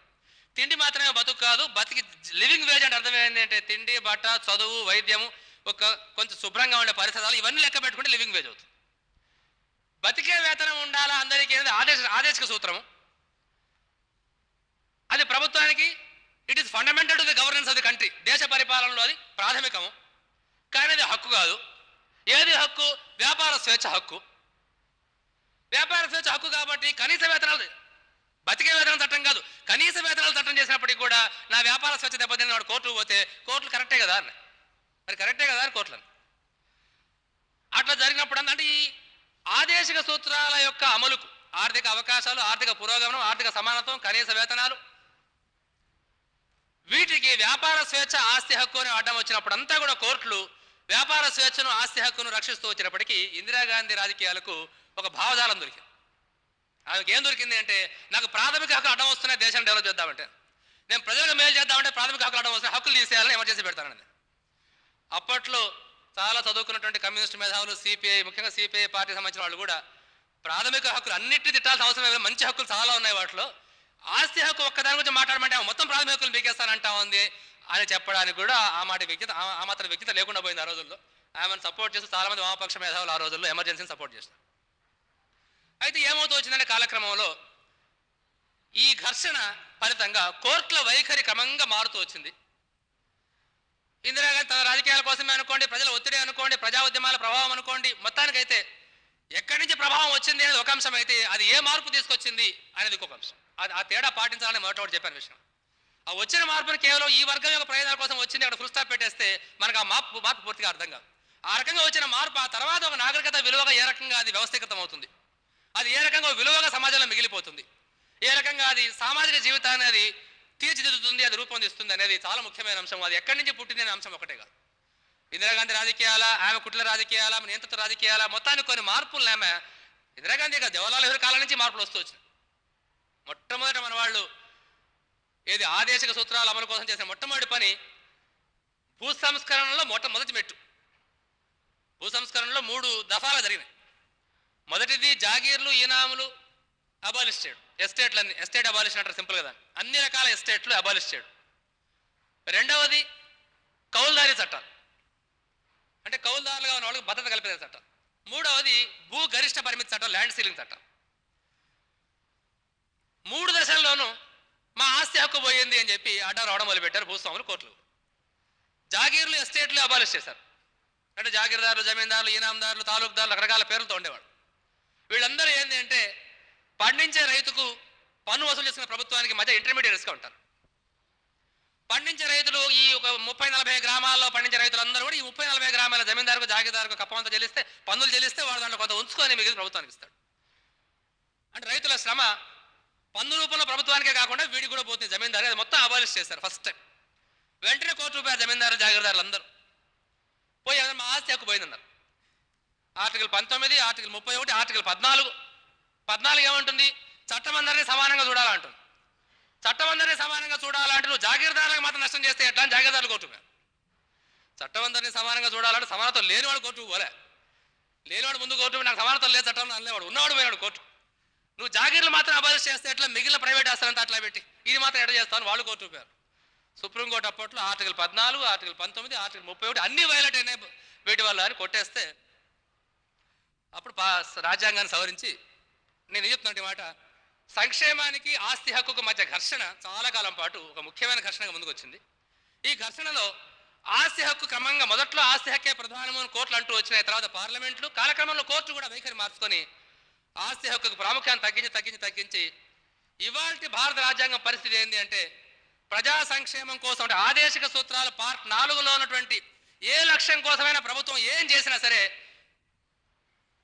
ఆస్తి వ్యాపార హక్కులకు అది ఆటంకము అని చెప్పి కోర్టులు కొట్టేయడానికి వీలు లేదు ఇవాళ పరిస్థితి. ఇది చెప్పడం కోసం నేను చరిత్ర చెప్తున్నాను. ఈ పరిస్థితి ఎందరో మంది చెప్పుకోవాలంటే ఈరోజు ప్రభుత్వం ఈరోజు నేనేం చేయాలా, డబ్బులు లేవు నా దగ్గర, మద్యపానం మళ్ళీ మీరు తాగకపోతే నా దగ్గర రెవెన్యూ లేదు, రోడ్లు వేద్దామంటే పైసలు లేవు, బిల్డింగ్లు కడదామంటే పైసలు లేవు, స్కూళ్ళకు పైసలు లేవు అనవలసిన అవసరం లేదు. రోడ్లు వేయడం, స్కూళ్ళు వేయడం, మద్యపానం నిషేధించడం, పేదవాళ్ళకు స్కాలర్షిప్లు ఇవ్వడం ఇవన్నీ కూడా ఆదేశిక సూత్రాలలో నీ సంక్షేమ బాధ్యతలు. ఆదేశిక సూత్రాల అమలు కోసం ప్రభుత్వం ఏ చర్య చేపట్టినా అది ఎవరి ఆస్తికి వ్యాపారానికి అడ్డం వచ్చిందని కోర్టు పోవడానికి వీల్లేదు, కోర్టులు ఒప్పుకోవు. అది వాళ్ళ పరిస్థితి. అది చెప్పడం కోసం నేను మాట చెప్తున్నాను, వీళ్ళ బూటకాన్ని మనం ఎక్స్పోజ్ చేయడం కోసం. ఒకప్పుడు ఈ పరిస్థితి లేదు. అది లేని రోజులు చాలా ఘర్షణ జరిగింది ఆదేశిక సూత్రాలకు ఆస్తి హక్కుకు మధ్య. ఆదేశిక సూత్రాలకు ఆస్తి హక్కుకు మధ్య జరిగిన ఘర్షణ ఆదేశిక సూత్రాలకు ప్రాథమిక హక్కులకు మధ్య ఘర్షణ ఇందిరాగాంధీ చూపించి తన నియంత్రిత రాజకీయాలు నడుపుకుంది. అది వేరే చరిత్ర, అది పక్కకు పెట్టండి. దీంట్లో భాగం ఏం చేస్తూ వచ్చారంటే మొట్టమొదటి రాజ్యాంగ సవరణలోనే ఒక 9th షెడ్యూల్ అని భారత రాజ్యాంగంలో తయారు చేస్తారు. ఈ 9th షెడ్యూల్ అనేది ఒక జాబితా. First schedule, second schedule, third schedule అంటే 9th షెడ్యూల్ ఒక జాబితా.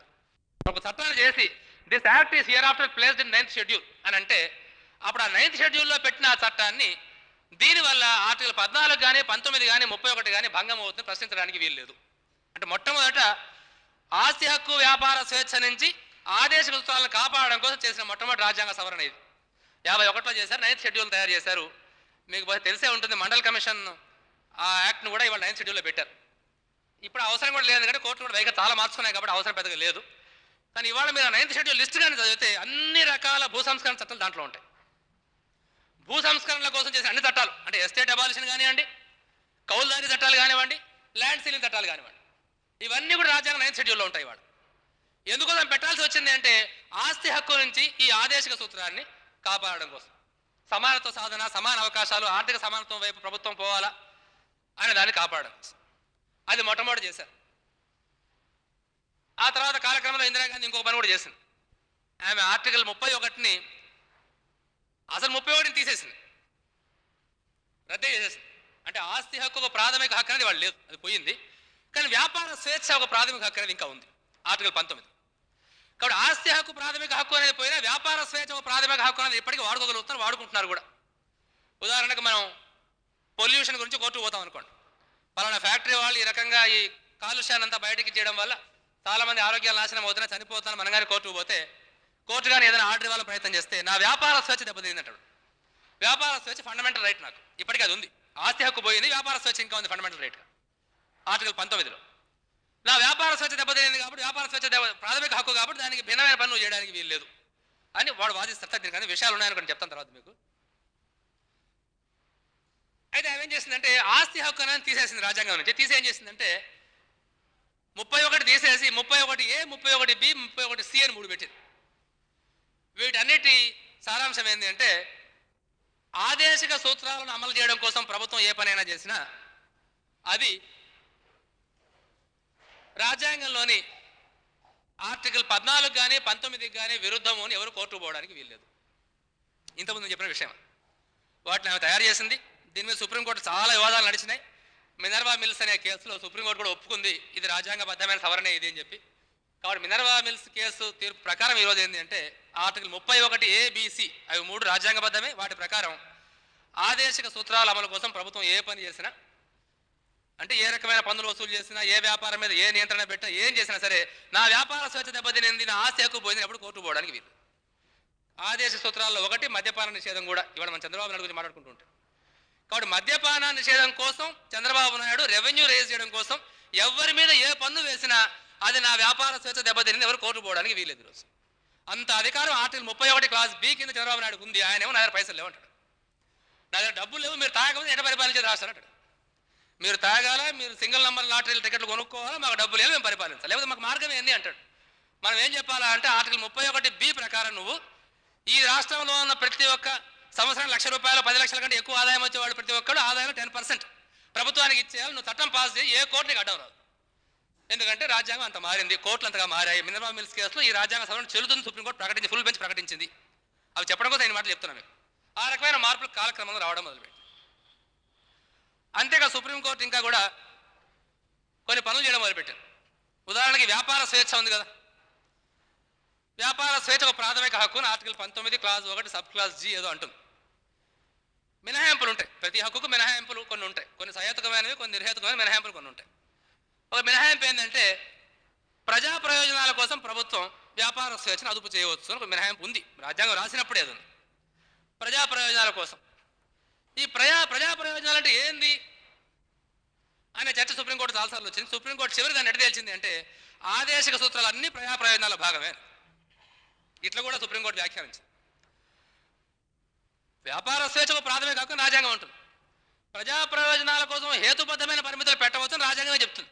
కానీ మొదట్లో ప్రజా ప్రయోజనం అంటే ఏంది అంటే సుప్రీంకోర్టు చాలా దాన్ని నేరోగా వ్యాఖ్యానించేది. ప్రత్యక్షమైన ప్రజా ప్రయోజనం ఏదో ఒకటి ఉండాలి, మన కళ్ళ కనిపించే ప్రజా ప్రయోజనం ఉండాలి, లేకపోతే ఒప్పుకుందాం అనేది. తర్వాత సుప్రీంకోర్టు వైఖరి మార్చుకొని ఏం చెప్పింది అంటే ఆదేశిక సూత్రాలు ఏవైనా ప్రజా ప్రయోజనాల భాగమే. అంటే అర్థమైందంటే ఆదేశిక సూత్రాల అమలు కోసం వ్యాపార స్వేచ్ఛను అదుపు చేయవచ్చు. అట్లా కూడా మళ్ళీ ఇంకో రూపంలో కూడా ఆ హక్కు మనకు ఉంది. వాడు ఇట్లా చేస్తూ వచ్చా. ఈ రకమైన మార్పులన్నీ కూడా క్రమంగా కోర్టుల్లో రావడానికి కారణం ఏంటి అంటే బయట సమాజంలో ఈ సొంత ఆస్తి అనే హక్కు, వ్యాపార స్వేచ్ఛ అనే స్వేచ్ఛ ఇవి రెండు సన్నిహితంగా ముడిపడి ఉంటాయి. ఎందుకంటే పెట్టుబడిదారీ వ్యవస్థలో ఆస్తి వ్యాపారం కోసమే ఉంటుంది, కేవలం ఆస్తి కోసం ఉంటుంది. ఆస్తి పెట్టుకున్నాడు వ్యాపారం కోసం దాన్ని వాడుకుంటాడు. అందువల్ల ఆస్తి హక్కు వ్యాపార స్వేచ్ఛ కలిసే ఉంటాయి పెట్టుబడిదారీ ఆర్థిక వ్యవస్థ. ఇవి ఏ ప్రజానికానికే తమ జీవనానికి, తమ జీవితానికి, తమ కనీసమైన లైవ్లీహుడ్కు, తమ బతుకు ప్రమాదకరంగా తయారవుతున్నాయో వాళ్ళందరూ రకరకాల రూపాల ఉద్యమాలు చేస్తున్నారు.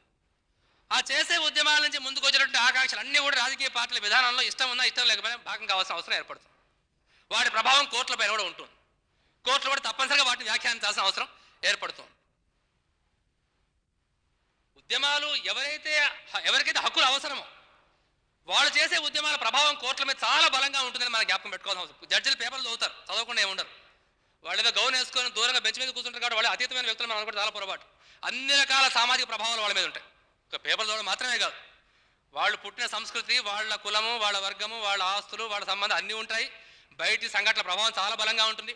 ఒక్క రిజర్వేషన్ల విషయంలో కోర్టుల వైఖరి అంటే రేపు నేను సాయంత్రం మళ్ళీ మాట్లాడాలి కాబట్టి ఎక్కువ ప్రస్తావించిన విషయాన్ని ఇప్పుడు ఆ ఒక్క విషయంలో కోర్టుల వైఖరి ఎట్లా మారుతూ వచ్చిందో చూస్తే కూడా సమాజంలో దళితులు, వెనకబడిన కులాల్లో, మేధావి వర్గము, రాజకీయాల్లో కొంచెం ముందుకు వచ్చి బలంగా మాట్లాడడం మొదలు పెట్టడం, కోర్టుల వైఖరి మారడం మన పేర్లలో కనిపిస్తుంది. అది ఊరికే కాలేదు, ఈ ఒత్తిడి తప్పనిసరిగా పనిచేస్తుంది. అట్లంటే జడ్జిల గొప్పతనాన్ని ఆలోచన మనం ఒప్పుకోకూడదని కాదు. ఎంతవరకు ఒక మనిషి గొప్పతనాన్ని ఒప్పుకుంటాము అంటే వస్తువుల మార్పులను గుర్తించి గ్రహించడానికి సిద్ధంగా ఉంటే ఆ వ్యక్తిని గొప్పగా మనం భావించాల్సిన అవసరం ఉంటుంది. ఆ సంసిద్ధత వ్యక్తి యొక్క వ్యక్తిగత ఔన్నత్యంగా మనం భావించవచ్చు. అందువల్ల సమాజం నుంచి ఒత్తిడి చాలా అవసరము. కోర్టులో వచ్చే తీర్పులు కానీ, వ్యాఖ్యానాలు కానీ, మార్పులు కానీ, రాజకీయ పార్టీల యొక్క విధానాలు కానీ, అసెంబ్లీలో పార్లమెంట్ చేసే చట్టాలు కానీ, ఆ రకమైన మార్పులు చాలా వస్తూ కొన్ని ఉదాహరణలు తీసుకుంటూ వస్తే జీవించే హక్కు ఒకటి ఉంది భారత రాజ్యాంగంలో. అది ప్రాథమిక హక్కే. మళ్ళీ ఇంతమంది ఆస్తి హక్కు ఉంటే అందరికీ ఆస్తి ఉండాలని హక్కు కాదు, ఉన్నవాడి ఆస్తిని కాపాడాలని చెప్పినా కదా. అట్లే జీవించే హక్కు అంటే అర్థం ఏంటంటే వినడానికి బాగుంటుంది అన్నమాట.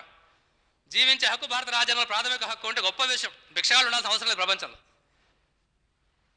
అంతే కదా. బతకడం కోసం అడుక్కొని ఈరోజు తింటానో తినడం పరిస్థితి ఎందుకు ఉండాలి ఎవరైనా జీవించే హక్కు ఉంటే? జీవించే హక్కు అంటే అర్థమైంది భారత రాజ్యాంగం అంటే దీన్ని చిన్న చేయాలనే విషయం కాదు, ఎంతవరకు మనం గుర్తించాలని చెప్తున్న మాట. భారత రాజ్యాంగంలో ఏంటి అంటే చట్టం నిర్దేశించిన పద్ధతులు తప్ప ఇతరత్ర ఎవరి ప్రాణాన్ని తీయడానికి వీలు లేదు. లైఫ్ ఆర్ లిబర్టీ, ప్రాణం కానీ స్వేచ్ఛను కానీ except by procedure laid down by law, తీసేయడానికి వీలు లేదు అన్నంతవరకే జీవించే హక్కు భారత రాజ్యాంగంలో ఉండేది. మంచిది. అది ఎంతవరకు అవసరం అంటే ముఖ్యంగా మనం ఇవాళ ఎన్కౌంటర్ల గురించి మాట్లాడుతున్నాము, లాకపత్రుల గురించి మాట్లాడుతున్నాము, దీని గురించి మాట్లాడుతున్నాం. ఎందుకంటే పెద్ద హక్కు మనకు అవసరం లేదు, దీని గురించి మాట్లాడుతున్నాం. చట్టం నిర్దేశించింది ఏమని, హత్య చేసిన వాడిన కోర్టు నిరూపణ అయిన తర్వాత శిక్షించాలని. నువ్వు అది లేకుండా ఎట్లా కాల్ చేస్తావు అని ఎన్కౌంటర్లు వ్యతిరేకించడానికి, లాకపత్తులు వ్యతిరేకించడానికి మనకి ఈ జీవించే హక్కు సరిపోతుంది. కానీ అన్నిటికీ సరిపోదు కదా. ఇంకా జీవనం, జీవితము అనే దానికి అనేక ఇతర అర్థాలు ఉన్నాయి, విశాలమైన అర్థాలు ఉన్నాయి. వాటికి వచ్చినప్పటికీ ఆర్టికల్ 21లో ఉండే జీవించే హక్కు సరిపోవడం. అప్పుడు ఎట్లా చేయాలా? కరువు వస్తుంది, ప్రభుత్వం ఏమో చర్యలు చేపట్టదు, ప్రాజెక్టులు శాంక్షన్ అవుతాయి, ప్రాజెక్టులు కట్టదు, తిండి లేక మనుషులు చచ్చిపోతూ ఉంటారు, పశువులు చచ్చిపోతూ ఉంటాయి, ప్రభుత్వం తిండి గింజలు సరఫరా చేయదు, చాలామంది చచ్చిపోతారు. ఈ రకంగా పోయిన ప్రాణాన్ని కోర్టులు ఏమి చేయలేవా? ఆర్టికల్ 21 జీవించే హక్కు చాలా పరిమితంగా ఉంది, ఏం చేయాలా? ఇటువంటి ప్రశ్నలు చాలా కోర్టుల ముందు రావడం మొదలుపెట్టినాయి. ఈ ప్రశ్నలు ఎవరు తీసిన వాళ్ళు ఏం చేస్తూ వచ్చారంటే, ఆదేశిక సూత్రాలు ఇవన్నీ ఉన్నాయి కదా. ఉదాహరణకు ఆదేశిక సూత్రాలు ఒక ఆర్టికల్ ఏమంటుంది అంటే, సమాజంలో అందరికీ స్త్రీలకైనా పురుషులకైనా తగిన జీవనం ఉండేటట్టు ప్రభుత్వం చూడాలా అంటుంది. అడెక్వేట్ మీన్స్ ఆఫ్ లైవ్లీహుడ్, జీవనానికి తగిన ఆధారం ఉండేటట్టు ప్రభుత్వం చూడాలని ఆదేశిక సూత్రం, ఆర్టికల్ 42 అనుకుంటాను. ఈ ఆదేశ సూత్రం ఉంది కదా అని కోర్టుకు వస్తే మొదట్లో కోర్టు ఏమనేది, అది ఆదేశిక సూత్రమే, మేము అమలు చేయలేము, మేము అమలు చేయగలం ప్రాథమిక హక్కులే, వెళ్ళిపోండి ఇక్కడి నుంచి అని కోర్టు అనేది. తర్వాత కోర్టుల వైఖరి మారుతూ ఎట్లా వచ్చినాయంటే, ఇప్పుడు ఎట్లా అర్థం చేసుకుంటారంటే, ఒక ప్రాథమిక హక్కులో ఉపయోగించిన మాటలకు అర్థం చెప్పుకునేటప్పుడు ఆదేశిక సూత్రాలను ఉపయోగించుకుని అర్థాన్ని విస్తృతపరచుకోవచ్చు అన్నారు. ఒక ప్రాథమిక హక్కులో ఉపయోగించిన మాట లైఫ్ అంటే ఏంది, లైఫ్ అండ్ లిబర్టీ అని ఆర్టికల్ 21లో ప్రాథమిక హక్కులో ఉంది.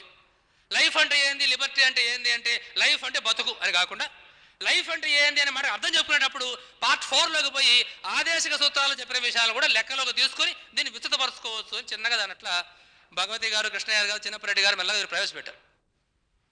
అట్లా ప్రవేశపెడుతూ వచ్చి ఏం చేశారంటే, కొద్దిగా ఆదేశిక సూత్రాలను కూడా ప్రాథమిక హక్కుల్లోకి బలవంతంగా లాకొచ్చి కొంత తీర్పు చేయడం నేర్చుకున్నాం. నేను ఒక ఉదాహరణ ఇస్తాను మీకు. ఇప్పుడు ఎవరికైనా తమ ఇష్టం వచ్చిన వ్యాపారం చేసుకున్న స్వేచ్ఛ ఉందని చెప్పాను కదా. ఇంతవరకు మనం దాన్ని నెగటివ్గా మాట్లాడుకున్నాం. అది పాజిటివ్గా ఒక కేసులో వచ్చింది. ఉత్తరప్రదేశ్లో అడవి ప్రాంతాల్లో ఒక గిరిజన తెగ నివసిస్తుంది. వాళ్ళు బుట్టలు తయారు చేసి అమ్ముకుంటారు, అది వాళ్ళ వృత్తి, వాళ్ళ వ్యాపారం. అదే వాళ్ళ సమస్య ఏంటంటే, వాళ్ళ గిరిజన గూడానికి వాళ్ళు అలహాబాద్లో అమ్ముకుంటారు అనుకుందాం. అలహాబాద్ పోవాలి, రోడ్లు లేవు వాళ్ళకు. రోడ్లు లేకపోతే బుట్టలు ఎట్లా తీసుకుని అమ్మాలి? అక్కడ ఒక ట్రాక్టర్లో లారీలో రావాలా, బుట్టలు వేసుకొని పోవాలి, అక్కడ అమ్మాలా. కాబట్టి ఎవరికి ఒక ఆలోచన వచ్చింది, మా ఊరికి రోడ్లు కావాలా, ప్రతి గ్రామానికి రోడ్లు వేయాలని ప్రాథమిక హక్కు లేదు భారతదేశం. ఉంటే బాగుండు, మనందరూ కోర్టులో కేసులు వేసుకుని రోడ్లు వచ్చేవాళ్ళు. ఇప్పుడు రోడ్డు వేయమని ధర్నా చేయాలా, టెంట్లు వేసుకోవాలా, దెబ్బలు తినాలా, మీనా గారి కోపం వస్తుంది. అయితే లేదు, ఏం చేయాలా? మా ఊరికి రోడ్డు కావాలా అనే దానికి ప్రాథమిక హక్కు లేదు కాబట్టి, అయితే ఎవరి ఇష్టం వచ్చిన వృత్తి వాళ్ళు చేసుకోవచ్చిన స్వేచ్ఛ ఉంది ప్రాథమిక హక్కులు అన్నారు కదా. నా వృత్తి బుట్టలు తయారు చేసుకుని అమ్ముకోవడము, నా వ్యాపారం బుట్టలు తయారు చేసుకుని అమ్ముకోవడము, రోడ్డు లేకపోతే నేను అమ్ముకోలేను, కాబట్టి నాకు రోడ్డు వేయాలా అని వాళ్ళు కోర్టులో కేసు, అలహాబాద్ హైకోర్టులో కేసు వేస్తారు. అంటే ఏమర్థం? ఇక్కడ నేను చెప్తానంటే, నేను ప్రిన్సిపల్ అర్థం చేసుకుంటే మనకు ఉపయోగకరంగా ఉంటుంది కేసుల కంటే కూడా. ఇష్టం వచ్చిన వృత్తిని, వ్యాపారాన్ని చేసుకునే స్వేచ్ఛ ఒక ప్రాథమిక హక్కు అన్న చోట, వృత్తి అంటే ఏంది, వ్యాపారం అంటే ఏంది, చేసుకోవడం అంటే ఏంది, వృత్తిని వ్యాపారాన్ని చేసుకోవడం అంటే ఏంది అని నువ్వు బుట్టలు చేయడానికి వీలు లేదు అన్నప్పుడు మాత్రమే నిషేధమా? నీకు రోడ్డు లేకపోయినా నిషేధం అయిపోయింది. అది బుట్టలు చేయడానికి వీల్లేదు మీరు ఈ ఊర్లో అని గవర్నమెంట్ తాకీదు ఇస్తే ఆర్టికల్ 19 ప్రకారం వెంటనే కోర్టు ఆర్డర్ ఇస్తుంది, బుట్టలు చేసుకోండి మీరు. బుట్టలు చేసుకుని అమ్ముకోవడానికి రోడ్డు లేదు మాకు అంటే కోర్టు నేనేం చేయలేనంటే ఎట్లా? అంటే బుట్టలు తయారు చేసుకోవడము, బుట్టలు తయారు చేసుకునే వృత్తి చేసుకోవడం అనే దాంట్లో దాన్ని అమ్ముకునే అవకాశం కూడా దాంట్లో భాగంగా టు బి రెడ్ ఇంటూ అంటారు లాలో, to be red into this. అట్లా దాన్ని లాక్కొచ్చి పార్ట్ 4లో ముక్క లాక్కొచ్చి పార్ట్ 3లో ఇరికించడం అనేది కోర్టులు చేసుకుంటూ వస్తున్నాయి మెల్లగా. అట్లా చేస్తూ వచ్చి ఏమన్నారంటే, అమ్ముకునే స్వేచ్ఛ వాడు అవకాశం వాళ్ళకి లేకపోతే వ్యాపారం చేసే స్వేచ్ఛ లేనట్టే కాబట్టి రోడ్లు వేయాలా అన్నారు. సరే, ఆ ముఖ్యమంత్రి మన చంద్రబాబు నాయుడు డబ్బులు లేవని అనుకోండి. ఇప్పటివరకు మన సుప్రీంకోర్టు ఆ రిజర్వ్ బ్యాంక్ ఆఫ్ ఇండియాకు డబ్బులు ముద్ర వేసి ఇవ్వాలని ఆర్డర్ ఇవ్వలేదు, ఇవ్వడం సాధ్యం కూడా కాకపోవచ్చు. ప్రిన్సిపల్ చెప్తారు ఇక్కడ. ప్రిన్సిపల్ ఏంటి అంటే, సంక్షేమం అనేది ప్రాథమిక హక్కుల భాగం కాకపోయినా ప్రాథమిక హక్కుల్లో ఉపయోగించిన మాటలకు విశాలమైన వ్యాఖ్యానం ఇవ్వడం ద్వారా సంక్షేమాన్ని దాంట్లో తీసుకొచ్చే ప్రయత్నం కూడా కాలక్రమంలో కోర్టులు చేస్తూ ఉన్నాయి. భగవతి గొప్పవాడే, కృష్ణయ్య గొప్పవాడే, చిన్నప్పరెడ్డి గొప్పవాడే, కానీ వాళ్ళ గొప్పతనాన్ని ఎంత గుర్తిస్తున్నామో ప్రజా ఉద్యమాల నుంచి, ప్రజల నుంచి వచ్చిన ఒత్తిడి కూడా దీనికి ఒక ముఖ్యమైన కారణం గుర్తిస్తే మనం ఇంకా ఒత్తిడి ఎంత పెట్టవలసింది భవిష్యత్తులో అనేది అర్థం కావడానికి కూడా మనకు అది ఉపయోగపడుతుంది. అట్లా చాలా విషయాలు వాళ్ళు చేసుకుంటూ వచ్చారు. ఉదాహరణకు ఇప్పుడు equal pay for equal work అనేది అది ప్రాథమిక హక్కు కాదు. అంటే సమాన పనికి సమాన వేతనం అనేది ప్రాథమిక హక్కు కాదు భారత అయితే ఆదేశిక సూత్రం. ముఖ్యంగా ఇది స్త్రీలకు చాలా చోట్ల సమస్య. ఒకే రకమైన పని చేస్తూ ఉంటారు ఆడవాళ్ళు మగవాళ్ళు, కానీ ఆడవాళ్ళు తక్కువ జీతం ఇస్తూ ఉంటారు. పని ఒకటే ఉంటుంది. ఇది ప్రాథమిక హక్కుగా లేదు, ఆదేశ సూత్రంగా మాత్రమే ఉంది. ప్రభుత్వం ఏం చేయాలా? ఒకే చోట మేము పని చేస్తున్నాం, వాళ్ళు పని చేస్తున్నారు. స్త్రీలు కావచ్చు, పురుషులు కావచ్చు, మగవాళ్ళే కావచ్చు. కొంతమంది పర్మనెంట్ వర్కర్స్ అని, కొంతమంది క్యాజువల్ వర్కర్స్ అని తీసుకొని పర్మనెంట్ వర్కర్స్ ఏ పని చేస్తారు వాళ్ళదే పని చేస్తారు, కానీ వాళ్ళు తక్కువ కూలిస్తూ ఉంటారు. చాలా కామన్గా జరుగుతూ ఉంటుంది. అటువంటి కేసులు కోర్టుకు వచ్చినప్పుడు equal pay for equal work is not a fundamental right, it is not a justiciable right. కోర్టులు దాన్ని అమలు చేయలేవు. మీరు ఉద్యమం చేసుకుంటారు, ఏం చేసుకుంటారు మీరు చేసుకోండి కోర్టులు అనేవి. ఇప్పుడు ఎంత దూరం మారిందంటే దాదాపు ఈరోజు equal pay for equal work fundamental రైట్గా మారిపోయింది. ఎటు చేశారు దీన్ని అంటే మనకు ఆర్టికల్ 14 ఉంది. 14 ఏమంటుందంటే చట్టం అందరినీ సమానంగా చూడాలంటుంది. చట్టం అందరినీ సమానంగా చూడాలా, చట్టం అందరినీ సమానంగా సంరక్షించాలా అని ఆర్టికల్ 14లో ఉంది. చట్టం అందరినీ సమానంగా సంరక్షించాలా, సమాన చట్టపరమైన సంరక్షణకు విరుద్ధంగా ఏ ప్రభుత్వ సంస్థ వ్యవహరించడానికి వీల్లేదు అనే దీన్ని క్రమంగా లాగి గవర్నమెంట్లో పనిచేసే వాళ్ళు ఎవరైనా, గవర్నమెంట్ కార్పొరేషన్లో పనిచేసే వాళ్ళు ఎవరైనా, ఒక ఎయిడెడ్ సంస్థలో పనిచేసే వాళ్ళు ఎవరైనా, ప్రభుత్వ ఫైనాన్స్ ఏ కొంచెమైనా ఉండే ఏ సంస్థలోనే పనిచేసే వాళ్ళు ఎవరైనా, అవి చట్టపరంగా ఏర్పాటైన ప్రభుత్వ సంబంధిత సంస్థలు కాబట్టి అక్కడ పనిచేసే వాళ్ళు సమాన పనికి సమాన వేతనం పొందాలా అని చెప్పి ఆర్టికల్ 14ను నెమ్మదిగా బయటికి లాగి దీనిలో ఈ ఆదేశ సూత్రం దానిలోకి తీసుకొచ్చి ఇవాళ చెప్తున్నాం.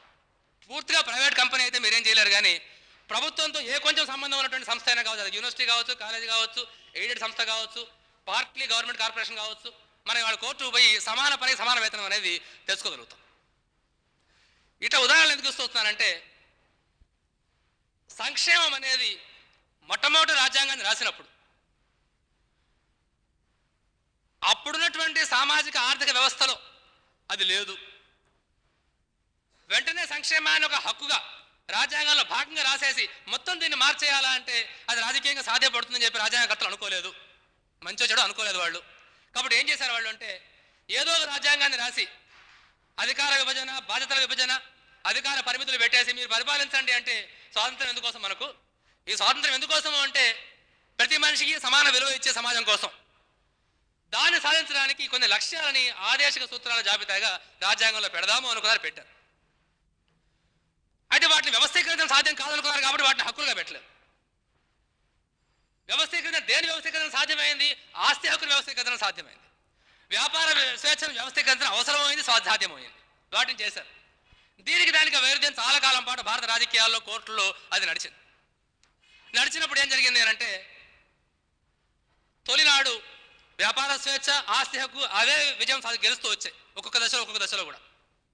తర్వాత మాత్రం కాలక్రమంలో రాజ్యాంగంలో మార్పులు వచ్చినాయి, కోర్టుల వ్యాఖ్యానాల మార్పులు వచ్చినాయి, కోర్టుల వైఖరిలో మార్పులు వచ్చినాయి. ఇవాళ చాలా దూరం పోయి కోర్టులు రాజ్యాంగంలో ఆదేశిక సూత్రాల్లో ఉన్నటువంటి ఒక్కొక్క విషయాన్ని ప్రాథమిక హక్కుల జాబితాలోకి తీసుకొస్తున్నాను. నేను ఇంతకుముందు లైఫ్ అన్నాను, నేను చెప్పడం మానేసి మధ్యలో వేరే దానిలో పోయాను. జీవించే హక్కు చట్టం ప్రకారం తప్ప ఇతరత్ర ఎవరి ప్రాణం తీసేయడానికి వీలు. అంటే జీవించడము అంటే బతికి ఉండడము, clinically alive, being clinically alive అనే సెన్స్లో ఉపయోగించినటువంటి మన కోర్టు క్రమంగా వ్యాఖ్యానం ఎక్కడ దాకా తీసుకుపోయిందంటే ఈ మధ్యకాలంలో వచ్చిన తీర్పులు మీకు తెలుసును. ఉన్నికృష్ణన్ కేసులో విద్య కూడా జీవితంలో భాగమే కాబట్టి విద్య కూడా ఒక ప్రాథమిక హక్కే. ఎట్లా విద్య ప్రాథమిక హక్కు అయింది? లైఫ్లో భాగమని. జీవితము, స్వేచ్ఛ అనే ప్రాథమిక హక్కులు ఏవైతే ఉన్నాయో వాటిలో విద్య కూడా భాగమే, వాటిలో ఆరోగ్యం కూడా భాగమే, వాటిలో పరిశుభ్రమైన పరిసరాలు కూడా భాగమే, వాటిలో ఒక నివాసం కూడా భాగమే. ఇట్లా క్రమంగా కోర్టులు వ్యాఖ్యానాలు ఇచ్చుకుంటూ వస్తూ ఉన్నాయి. ఉన్నికృష్ణన్ కేసులో విద్య కూడా దాంట్లో భాగమే అన్నారు. తర్వాత ఇంకో మోహిని జైన్ కేసులో కావచ్చు, తర్వాత కేసులో కొంచెం దాన్ని మార్చి ప్రాథమిక విద్య మాత్రం ఇవాళ జీవించే హక్కులో భాగంగా సుప్రీంకోర్టు ఫుల్ బెంచ్ ఒప్పుకుంది. అంటే ప్రాథమిక విద్య తప్పనిసరిగా అందరికీ ఉండాలనే ఒక ఆ సంక్షేమ లక్ష్యం ఏదైతే ఉందో ఇవాళది ఒక ప్రాథమిక హక్కులో భాగం అని చెప్పి మన కోర్టులు వ్యాఖ్యానించింది. ఒక నివాసం కలిగి ఉండడం చాలా కాలం కింద ఇది ఓల్గా టెలిస్ అనే కేసు వచ్చింది. బొంబాయి హైకోర్టు సుప్రీంకోర్టు పోయింది. ఇది కూడా విచిత్రమైన కేసు. బొంబాయి నగరంలో అప్పుడు అబ్దుల్ రెహమాన్ అంతులయ్య గారు ముఖ్యమంత్రిగా ఉన్నాడు. ఆయనకు ఒక వర్షాకాలంలో బొంబాయి నగరాన్ని సుందరంగా తయారు చేయాలని కోరికొచ్చింది. వేసవికాలంలో వచ్చినా పర్వాలే, వర్షాకాలంలో కోరికొచ్చింది. బొంబాయి నగరంలో మీకు తెలుసో తెలియదో జనాభాలో 40% అనాథరైజ్ కన్స్ట్రక్షన్స్లో ఉంటారు, అంటే చట్టవిరుద్ధమైన నిర్మాణాల్లో ఉంటారు. ఎవడో దొంగలు గారు డెకాయిట్లు గారు అంత కూలి చేసుకొని బతికేవాళ్ళే. వాళ్ళకి చట్టం ఏది సలహాలు చూపించలేదు కాబట్టి చట్టవిరుద్ధంగా వాళ్ళు బతుకుతున్నారు. పేమెంట్ల మీద ఇక్కడ అక్కడ మీరు బొంబాయి కానీ పోతే ఈ డబ్బా రేకులు, సినిమా పోస్టర్లు, తడికలు అన్నీ కూడా ఇళ్ళు. అది ఏదో మన సినిమా పోస్టర్ అనుకుంటాం, దాని వెనక ఇల్లు ఉంటుంది ఒకటి, ఆ ఇంటికి అది గోడ. ఇట్లా బతుకుతా ఉన్న 40% ప్రజానికం. వీళ్ళందరినీ అక్కడి తరిమేసి ఆ నగరం కూడా ఇట్లుంటుంది, ఒక ఐలాండ్. అది ఈ పక్క ఆ పక్క ఎవరు పోలే సముద్రం ఉంటుంది, కింద సముద్రం ఉంటుంది, పైన మాత్రమే భూభాగం ఉంటుంది. అందరినీ మారుమూలకు తరిమేసి బొంబాయి నగరాన్ని సుందరంగా తయారు చేయాలి అంతలే గారి కోరికొచ్చింది. కోరికొచ్చి ఆయన సరే బొంబాయి మున్సిపల్ కార్పొరేషన్ వాళ్ళు చెప్పాడు. మున్సిపల్ కార్పొరేషన్ వాళ్ళు వాళ్ళు నోటీస్ జారీ చేసి వాళ్ళందరినీ అక్కడి నుంచి ఎవిక్ట్ చేయాలని. వీళ్ళందరూ కూలి చేసుకొని బతికేవాడు. ఎక్కడ కూలి చేస్తారు? బొంబాయిలోనే బ్రహ్మాండమైన బిల్డింగ్లు కట్టేది వీళ్ళే, పెద్ద పెద్ద బంగ్లాలు కట్టేది వీళ్ళే, ఆ బంగ్లాల్లో కూలి చేసేది వీళ్ళే, అంట్లు తోమేది వీళ్ళే, కార్లు డ్రైవ్ చేసేది వీళ్ళే, లిఫ్ట్ ఆపరేటర్లు వీళ్ళే, గేట్ మెన్ వీళ్ళే, ఫ్యాక్టరీలో కూలి చేసేవాళ్ళు కార్మికులు వీళ్ళే. నివసించేది బొంబాయిలో, పనిచేసేది బొంబాయిలో అయితే సంపాదించుకున్న కూలి వచ్చిపోవడానికి తినడానికి సరిపోతుంది. నివాసం 40 కిలోమీటర్ల దూరం అయితే రానుపోనే మొత్తం కూలంతా అయిపోతుంది, టైం కూడా మొత్తం అయిపోతుంది, ఆరోగ్య నాశనం అవుతుంది. కాబట్టి మాకు ఇట్లా తొలగించడానికి వీలేదని కోర్టు పోయారు. ఎక్కడ పడితే అక్కడ నివసించే హక్కు మీకు లేదు కదా అని కోర్టు అని. ఎవరికి దేశంలో మన రాజ్యాంగంలో the right to reside anywhere you want to is a fundamental right, but the right to reside is not a fundamental right. ఎక్కడైనా నివసించే హక్కు మనకుందా? నివసించే హక్కు మనకు ప్రాథమిక హక్కు కాదు, పరిమితులు ఆలోచించండి. ఎక్కడైనా నివసించే హక్కు ఉండడం కూడా ఒక విషయమే, అది కూడా మనం గౌరవించాలి. ఎందుకంటే చాలా దేశాలలో ఈ ప్రాంతానికి పోవడానికి వీలేదు, ఆ ప్రాంతానికి పోవడానికి వీలేదు నిషేధాలు ఉంటాయి. అట్లా లేదు భారతదేశంలో. మీకు చేతనైతే హర్యానాలో ఉండొచ్చు మీరు కావాలంటే. ఏదో కొన్ని ప్రాంతాల్లో ఆదివాసీల హక్కుల సంరక్షణ కోసం నాగాలాండ్ లాంటి ప్రాంతాల్లో మాత్రం పరిమితులు పెట్టారు, వేరే ఎక్కడ పరిమితులు లేవు. అంతవరకు మంచి హక్కే. కానీ నివాసం ఏర్పరచుకునే హక్కు, the right to reside, right to have a house is not a fundamental right. ఆ హక్కు మీకు లేదు కాబట్టి మీ ఇల్లు పీకేసి మేమేం చేయాలని కోర్టు అని. జీవించే హక్కు అంటే జీవనం పొందే హక్కు యొక్క భాగమే. జీవనం పొందే హక్కు అంటే జీవనం పొందడానికి అవసరమైన పని ఉండాల్సిన దాని భాగమే. కాబట్టి వాళ్ళ నివాసం దాని సమీపంలో ఉండాలని వాళ్ళ హక్కు అని చెప్పి తీర్పు ఇచ్చింది. సరే, అభిప్రాయం కూడా ఆచరణ అమలు కావడం లేదు. ఇవన్నీ ఎందుకు చెప్తున్నారంటే సంక్షేమం అని చెప్పి మనం ఏదైతే వాళ్ళు అనుకుంటున్నామో, సామాజిక, ఆర్థిక, రాజకీయ న్యాయం, అవకాశాలు, సదుపాయాలు, హక్కులు, సౌకర్యాలు, సమానత్వం దిశగా పోవడానికి, సమానమైన పనికి సమానమైన వేతనం, స్త్రీలకైనా పురుషులకైనా పిల్లలకైనా అందరికీ కనీస జీవనాన్ని పొందడానికి అవకాశాలు, అడక్వేట్ మీన్స్ ఆఫ్ లైవ్లీహుడ్, పిల్లల యొక్క ఆరోగ్యాన్ని, పిల్లల యొక్క పసితనాన్ని ఎక్స్ప్లాయిట్ చేయకుండా ఉండడం. భారత రాజ్యాంగంలో మళ్ళీ ప్రాథమిక హక్కుల పిల్లలకు సంబంధించి ఏముంది అంటే 14 సంవత్సరాల వయసు లోపు ఉన్న పిల్లలను ప్రమాదకరమైనటువంటి పనుల్లో పెట్టకూడదు. ఏ పనిలో పెట్టకూడదు అనేది లేదు రాజ్యాంగం. హజార్డస్ ఎంప్లాయ్మెంట్, ప్రమాదకరమైన పనుల్లో పెట్టడానికి వీలేదని మాత్రం రాజ్యాంగంలో ప్రాథమిక హక్కు. ఆదేశ సూత్రాల్లో ఏముంటుంది? పిల్లల పసితనాన్ని ఎవరు కూడా ఎక్స్ప్లాయిట్ చేయకుండా చూడాలా, పసితనాన్ని, పిల్లల యొక్క ఆ సౌకుమార్యాన్ని ఎవరు ఎక్స్ప్లాయిట్ చేయకుండా చూడాలని ఆదేశ సూత్రాలు. కోర్టులు ఏం చేస్తాయి అంటే ఎట్లాగైనా ఆదేశ సూత్రాల్లో ఉండే ఈ అంశాన్ని కోర్టులైనా మనమైనా తీయాల్సిన అంశం ఏంటి అంటే పిల్లల యొక్క సౌకుమార్యాన్ని, సున్నితత్వాన్ని, వాళ్ళ పసితనాన్ని ఎవరు ఎక్స్ప్లాయిట్ చేయకుండా చూడాలనే దాన్ని ఎట్లాగైనా దాన్ని లాగి 14 ఏళ్ల కంటే లోపు వయసు ఉన్న వాళ్ళని ప్రమాదకరమైన పనిలో పెట్టడానికి వీలైన దాంట్లో దాన్ని మెల్లగా చేర్చాలి తీసుకొచ్చి. ఆ ప్రయత్నం ఈ శివకాశి ఏది అగ్గిపెట్టెలు తయారు చేస్తారు, మందు పేలేటువంటి బాణసత్తు తయారు చేస్తారు. ఆ ఫ్యాక్టరీల విషయం వచ్చినప్పటికీ అక్కడ వ్యాఖ్యానం సుప్రీంకోర్టు ఏం చేసింది అంటే ప్రమాదకరమైన పని అంటే ఏంది అంటే ఏదో బ్లాస్ట్ ఫర్నేస్ దగ్గర పని అట్లా మాత్రం అనుకోవాల్సిన అవసరం ఏమీ లేదు. వాళ్ళ ఆరోగ్యానికి హానికరమైనది ఏదైనా ప్రమాదకరమే అని చెప్పి మెల్లగా ఆదేశ సూత్రాన్ని తీసుకొచ్చి మళ్ళీ ప్రాథమిక హక్కులు కొంచెం జోడించే ప్రయత్నం చేసి మెల్లగా దాన్ని విశాలం చేసుకుంటూ వస్తాం. ఇవన్నీ ఒక పక్క జరుగుతూ ఉన్నాయి, చాలా కాలం జరుగుతూ ఉన్నాయి. కరెక్ట్గా చెప్పుకోవాలంటే ఎప్పుడైతే నూతన ఆర్థిక విధానం మన్మోహన్ సింగ్ గారు, పివి నరసింహరావు గారు ఓపెన్ చేశారో అప్పటికి మన దేశంలో చట్టం పరిస్థితి ఏంది, రాజ్యాంగం పరిస్థితి ఏంది అంటే ఆదేశిక సూత్రాలలో ఉన్న సంక్షేమ చర్యల అమలుకు చట్టం ఎక్కడ అడ్డం రాదు. ఆదేశిక సూత్రాల్లో ఉన్న సంక్షేమ చర్యల అమలుకు చట్టం కానీ, రాజ్యాంగం కానీ, కోర్టు కానీ ఎక్కడ అడ్డం రావు అనే పరిస్థితి దాకా క్రమంగా మారుకుంటూ వచ్చింది. ప్రజా ఉద్యమాల ఒత్తిడి వల్ల, ప్రజల ఒత్తిడి వల్ల, కోర్టులో కొంత ఆలోచన పర్లేనటువంటి న్యాయమూర్తులు రావడం వల్ల, పౌర హక్కుల ఉద్యమాలు, మహిళా ఉద్యమాలు, రకరకాల ఉద్యమాలు ఒత్తిడి పెట్టడం వల్ల ఈ మార్పులు వచ్చినాయి. ఇవాళ ఏమైపోయింది అంటే చట్టంలో రాజ్యాంగంలో ప్రభుత్వానికి ఏమీ అడ్డం లేదు, రాజకీయ సంకల్పం మాత్రం అవసరం. ఇవాళ పరిస్థితి ఏంటి అంటే 1950లలో మాకు రాజకీయ సంకల్పం ఉంది, చట్టం మాకు అడ్డం ఉంది మన రాజకీయ నాయకులు మాట్లాడేవాడు. జవహర్లాల్ నెహ్రూ మాట్లాడేవాడు. అనేది ఫేమస్ కామెంట్ ఏదో ఒకటి ఆయన ఉంది, మనం రాజ్యాంగమైన దేవాలయాన్ని నిర్మించాము, దీంట్లో దేవతా విగ్రహాన్ని ప్రతిష్ఠించామని దయ్యాలు వచ్చి కూర్చున్నాయి దీంట్లో. నా జ్ఞాపకం ఆయన ఎప్పుడైనా ఏమంటున్నాడు అంటే, ఆర్టికల్ 14ను వాడుకున్న భూస్వాములు ఎస్టేట్ అబాలిషన్ వ్యతిరేక కోర్టులో కేసులు వేసినాం, మనమేమో ఈ దేవాలయం ప్రజల హక్కులు ఇద్దామని నిర్మించాము, దీన్ని ఈ భూస్వాములు వచ్చి కూర్చున్నారు దాంట్లో. జవహర్లాల్ నెహ్రూ నుంచి ఇందిరాగాంధీ దాకా వాళ్ళ లాజిక్, వాళ్ళ తర్కమైన వాళ్ళ రాజకీయాలు ఏంటి అంటే,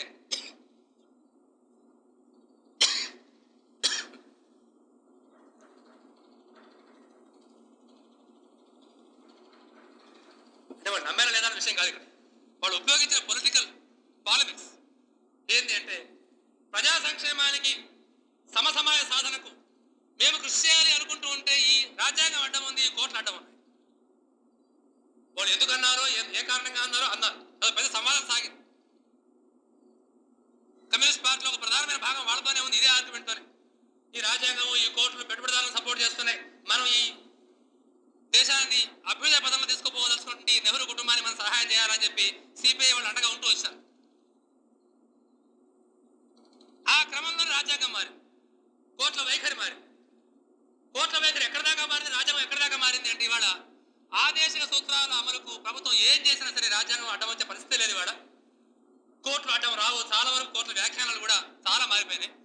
కానీ ఇవాళ ఏం జరిగింది అంటే, ఇన్నాళ్ళు మాకు కోర్టులు అడ్డం ఉన్నాయో సోషలిజానికి అంటున్న వాళ్ళు ఇవాళ మాకు ఉద్దేశం లేదు. ఇప్పుడు ఎప్పుడు ఉద్దేశం లేదేమో, అప్పుడు కోర్టులు అడ్డం ఉన్నాయి, రాజ్యాంగం అడ్డం ఉందన్నారు. ఇప్పుడు వాళ్ళకి సంకల్పమే పూర్తిగా పోయింది. ఇవాళ సంవాదం ఏమైపోయింది అని అంటే, వరల్డ్ ట్రేడ్ ఆర్గనైజేషన్, ప్రపంచ బ్యాంకు, IMF వాళ్ళు నిర్దేశిస్తున్నటువంటి సామాజిక ఆర్థిక విధానాలకు యువతల వైపు ప్రజల అవసరాలు, ప్రజల ఆకాంక్షలు, ప్రజా ఉద్యమాల డిమాండ్లు, వాటితో పాటు రాజ్యాంగంలో కోర్టుల తీర్పుల్లో ఉన్నటువంటి ప్రగతిశీలకమైన అంశాలు, రాజ్యాంగంలోనూ కోర్టుల తీర్పులో ఉన్నటువంటి అభ్యుదయకరమైనటువంటి ప్రగతిశీలకమైన అంశాలు, యువతల ఇవి అవతల ప్రపంచవ్యాప్తంగా ఇవాళ ఆధిపత్యం చెలాయిస్తున్నటువంటి ఈ నూతన ప్రపంచ ఆర్థిక వ్యవస్థ యొక్క ఆదేశం. రంగం మారింది, ఈ పాలిమిక్స్ యొక్క రంగం. కోర్టులు, రాజ్యాంగం ఒక పక్క, అభ్యుదయం ఒక పక్క అనే పద్ధతిలో చూపించబడింది ఒకప్పుడు. అది అవునా కాదా అని చర్చ, పెద్ద చర్చ దాన్ని పోదలుచుకోలేదు. ఆ రకమైన పాలిమిక్స్ సాగింది చాలక.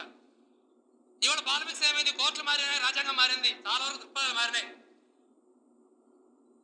ఇవాళ ఏమైపోయింది అంటే, మారినటువంటి అంశాలు ఏవైతే రాజ్యాంగంలో ఉన్నాయో ఈరోజు, అవి ఇవాళ సంక్షేమానికి అనుకూలంగా ఉన్నాయి. కోర్టుల తీర్పుల్లో మారిన అంశాలు ఏవైతే వచ్చినాయో అవి సంక్షేమానికి అనుకూలంగా ఉన్నాయి, అభ్యుదయానికి అనుకూలంగా ఉన్నాయి, ప్రజల ఆకాంక్షలు ఆ దృష్టిలోనే ఉన్నాయి. దీనికి వ్యతిరేకంగా ఈరోజు దేశ రాజకీయ వ్యవస్థ యొక్క ఆర్థిక విధానాలు, సాంఘిక విధానాలు, ప్రపంచాన్ని శాసిస్తున్నటువంటి నూతన ప్రపంచ ఆర్థిక వ్యవస్థ యొక్క రాజకీయ, ఆర్థిక, సాంఘిక విధానం అంటే తిరిగి మళ్ళీ చర్చ అంతా మొదటి పోయింది. ఉదాహరణకు, ఒకప్పుడు చౌక డిపోలలో బియ్యం అమ్మడానికి ప్రభుత్వం లెవీ బియ్యం సరఫరా చేయాలని మిల్లులకు ఆదేశం జారీ చేస్తే మొట్టమొదటి మిల్లులు కోర్టుకు పోయినాయి. మా వ్యాపార స్వేచ్ఛకు ఆటంకమే.